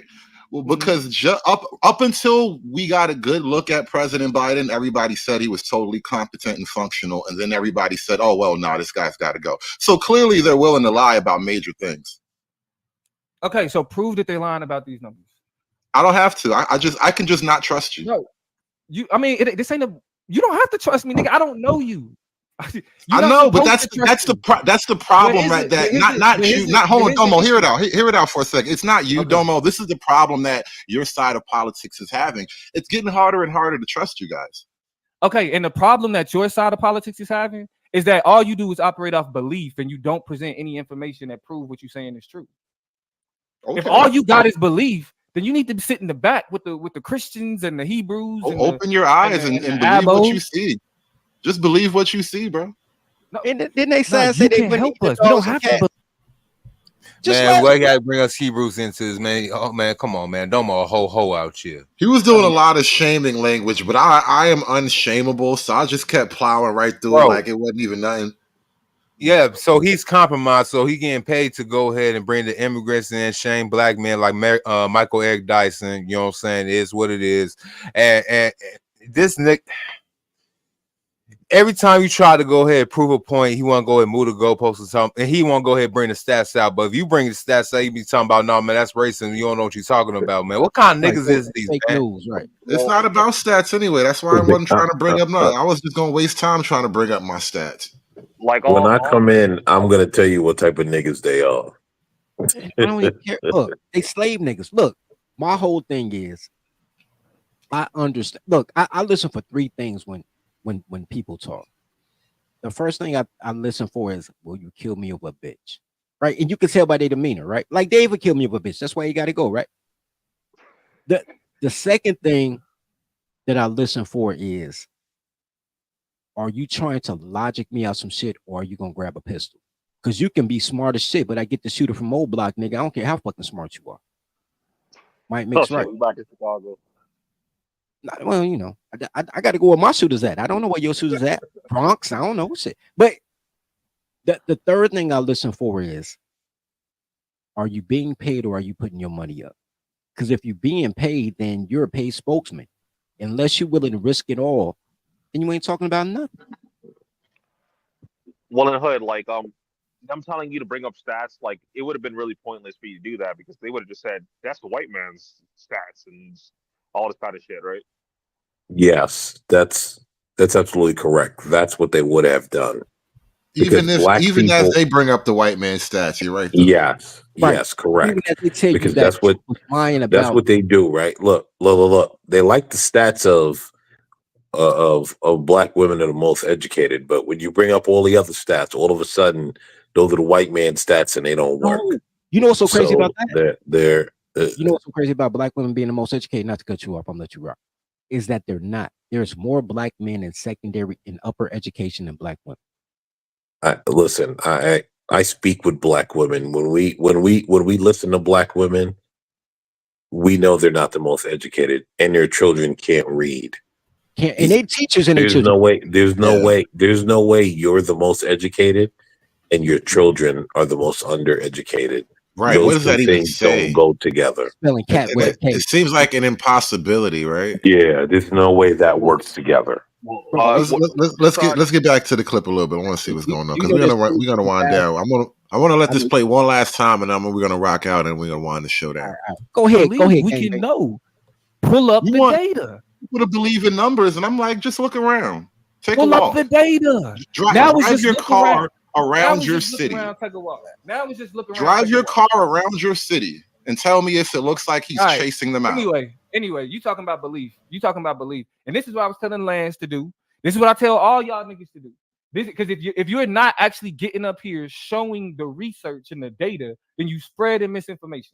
Because this argument that Democrats, all they want to do is keep the border open, is proven wrong by going all the way back to Obama. The Obama administration removed 1,242,486 from the interior of the United States during its full 8 years. Did you know the Democrats just universally? Oh, listen, stop interrupting me. You don't have. Thank you. Obama also passed the Dream Act too. You don't even know what the Dream Act is, so you don't. It don't pertain to us, bro. You sit in the back. You ain't even allowed to be in this conversation. Now you don't want to talk about the Dream Act. Chill. Don't be insulted when he bring up something uncomfortable. No, it's not. It's not uncomfortable. Why can't we talk about the Dream Act? Because niggas got dreams, bro. Because the question, Martin Luther King had a dream. Because the question is about immigration, and y'all are ignoring the fact that Democrats, that the Democratic presidents over these last 4 presidencies, the Democratic presidents have deported more migrants than the Republican presidents. That kills the narrative that you had. The Democrats just universally voted to block the Anti-Immigrant Voting Act. They voted to block a law restricting illegal immigrants from voting. From voting federally, right? Illegal migrants already cannot vote federally. They already can't do that. I just want to make sure I heard That's it right. already a law. They shouldn't be voting locally. That's why y'all don't know what y'all talking. That's why y'all don't know what y'all talking. They shouldn't be voting locally, and if they can get voting rights locally, they can get them federally. You think the Democrats are going to police that too? You really think they're going to stop all these illegal Democrat voters from voting Democrat? Like, did you just hear this dude? Like, he really tried to make the argument like they can't vote federally. Like, they shouldn't be voting at all.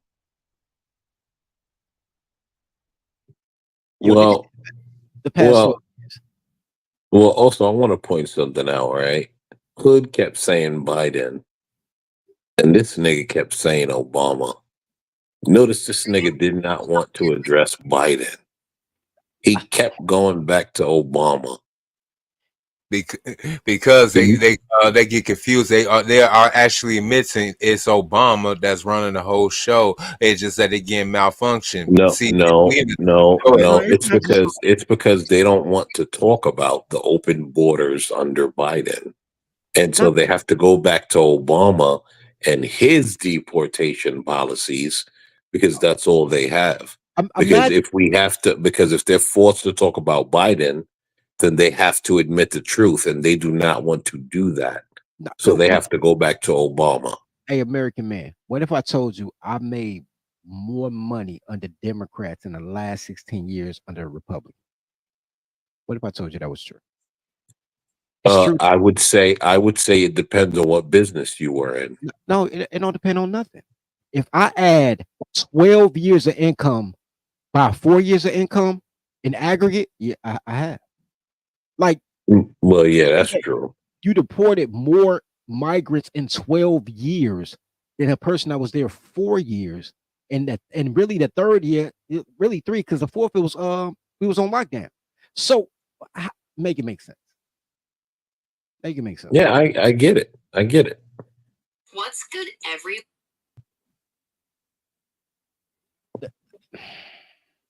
What's niggas is crazy. 27,000. It's not a lot of people, but 27,000 more black men have college education than black women, even though there's 7 million less black men than black women. But you got to count trade school, right? So if you talk college, black women most educated, most enrolled. Well, they're enrolled, right? If you talk about fucking HVAC and all that, all the secondary trade schools, more black men have secondary education than black women, but they don't talk about that. It's just weird, bro. Like this black woman worship is if you could buy a dude for a hooker and a beer, though, Afro Records, right? Like cool, but niggas be making fallacious statements, and you can't really correct them because then you have to go against women because women know they ain't shit. That's when they get a boyfriend, they be like, I don't fuck with girls like that. But if you say, yo, you know what, y'all cooking the books just to make it black, then you'll get canceled by the very people you're trying to help. There's no, I'm like Dilbert. There's no help. Just move away. Well, I just came up real briefly to put a little emphasis on how that guy was lying with statistics, saying that Democratic presidents deported more illegal immigrants than the Republicans. It's basically the same thing as saying that under Republicans or after the what they refer to as the militarization of the police force, that crime went up. Well, crime didn't actually go up. There were more criminal charges pressed. There were more crimes on paper. Right. Because the laws were now being enforced instead of people just looking the other way. So if Democrats weren't so lenient on allowing people to come in and not enforcing the border, there wouldn't have been as many people to deport in the first place. Yeah, because New York illegals beat up their police? Like they be stabbing their police, and the police can't even file charges on them. Yeah, and they get away with it. They get away with it here in their own countries. They'd be shot. Right. So you'd be like, okay, these migrants not really doing crime, but we watching them on camera phones beating up police, wrestling, trying to get the gun out the holster. They not doing crime. Well, it's just like the whole asylum thing. They've like legally redefined the idea of crime. So things that we look at and see as crime are no longer crimes. Like it's a weird thing that's starting to happen. Who was it that said illegal immigration is not a crime? Wasn't that AOC? Yeah, like I'm glad you brought that up because I mentioned this before in space. It's been said a while back. The whole like immigrant to migrant thing going on, like the terminology changed, like, and nobody's saying anything about it. To call them migrants instead of criminals is wild. Well, that's why you have to maintain the language on your own. Don't buy into it. Like when people say like Happy Holidays to me, I try to say Merry Christmas as much as I can. I don't like. Sometimes you slip and just thank you, whatever. But I almost never say Happy Holidays. It's the political correctness for me, huh? Yeah, like I also do the same thing. I also say Merry Christmas as well. But like to what I was saying, it's like it's not just like migrants. Like the big one that bothered me was the non-citizen one. It's just like, are you fucking kidding me? And like they were letting it slide, and like I seen like even Obama like actually fucking endorsed this like terminology. Like he endorsed fucking non-citizen. Because he's a Marxist, communist, traitor, all types of things that you want to call a Benedict Arnold. I mean, he's everything that you could think that's negative to this country and to the moral fabric of this nation. Yeah, commies love their word magic. That's all they have. Here's the thing, right? That's one of their tools. One of their biggest tools is the word game. Anyway, listen, guys, it was great talking with you guys. I'm gonna get out of here. Hood, next time I roll up on them group of gay Negroes, God, they call them God. No, I mean, I hit him with a little more lube. Pause. You know what I mean? Because I know I came in hot. Nah, bro. No, think of it like this, bro. You gotta like, dance around the ring, throw some light tap jabs before you try to come in with real combos and haymakers, bro. You gotta work your way into a real fight. American man, like a pause is not going to save you from that statement. I'm just saying, fam. Listen, here's the thing, right? I knew I was gonna get kicked off because I know them niggas are weak, and that's why I told them. But that was the point of me coming in hot because I wanted them to know all of you niggas are weak. Like, I wanted them to know that. I probably skipped that part or something, but I think there was a part in the show where this the first time when I brought up defending the border with weapons or whatever, and for some reason I kept getting dropped because the niggas are sensitive or whatever. But you came in at a point right there when I got dropped for a second because I was like, bro, listen, why if you just shoot one or two of them, this shit'll stop quickly. Bro, they were crying when you said that.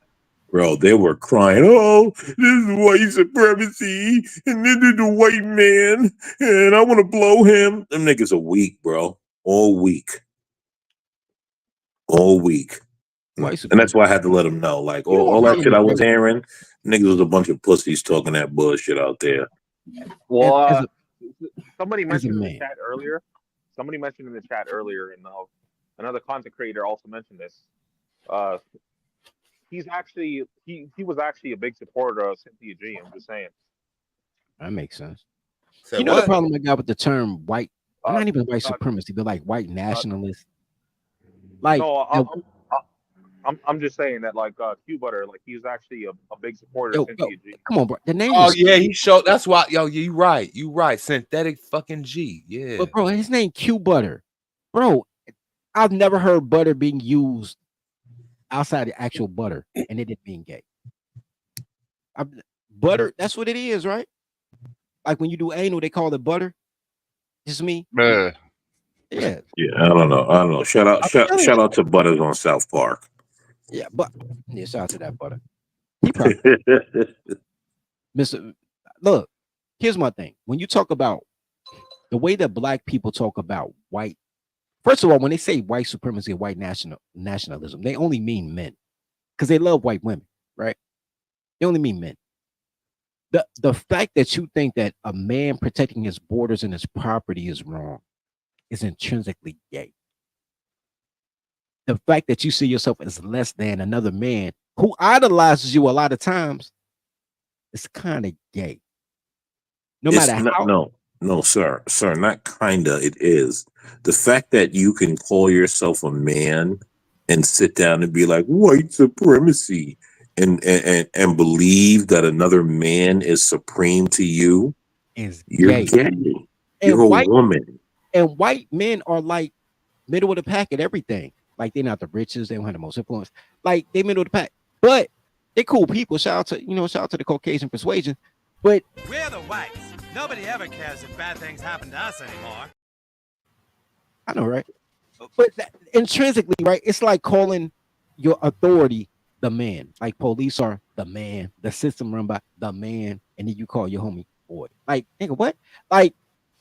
There's a psychological fuck that, and then that's how you get woman is God. So you think you even less than the women who can't read, bro? We gonna end on that one right there. You think you less than the women who can't read? Y'all have a good night, man. Shout out to everybody.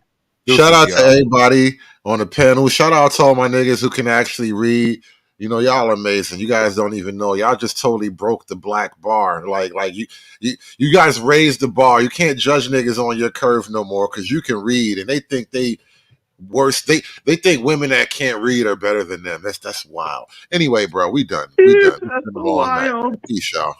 It's done. It's done. It's done. It's done. It's done.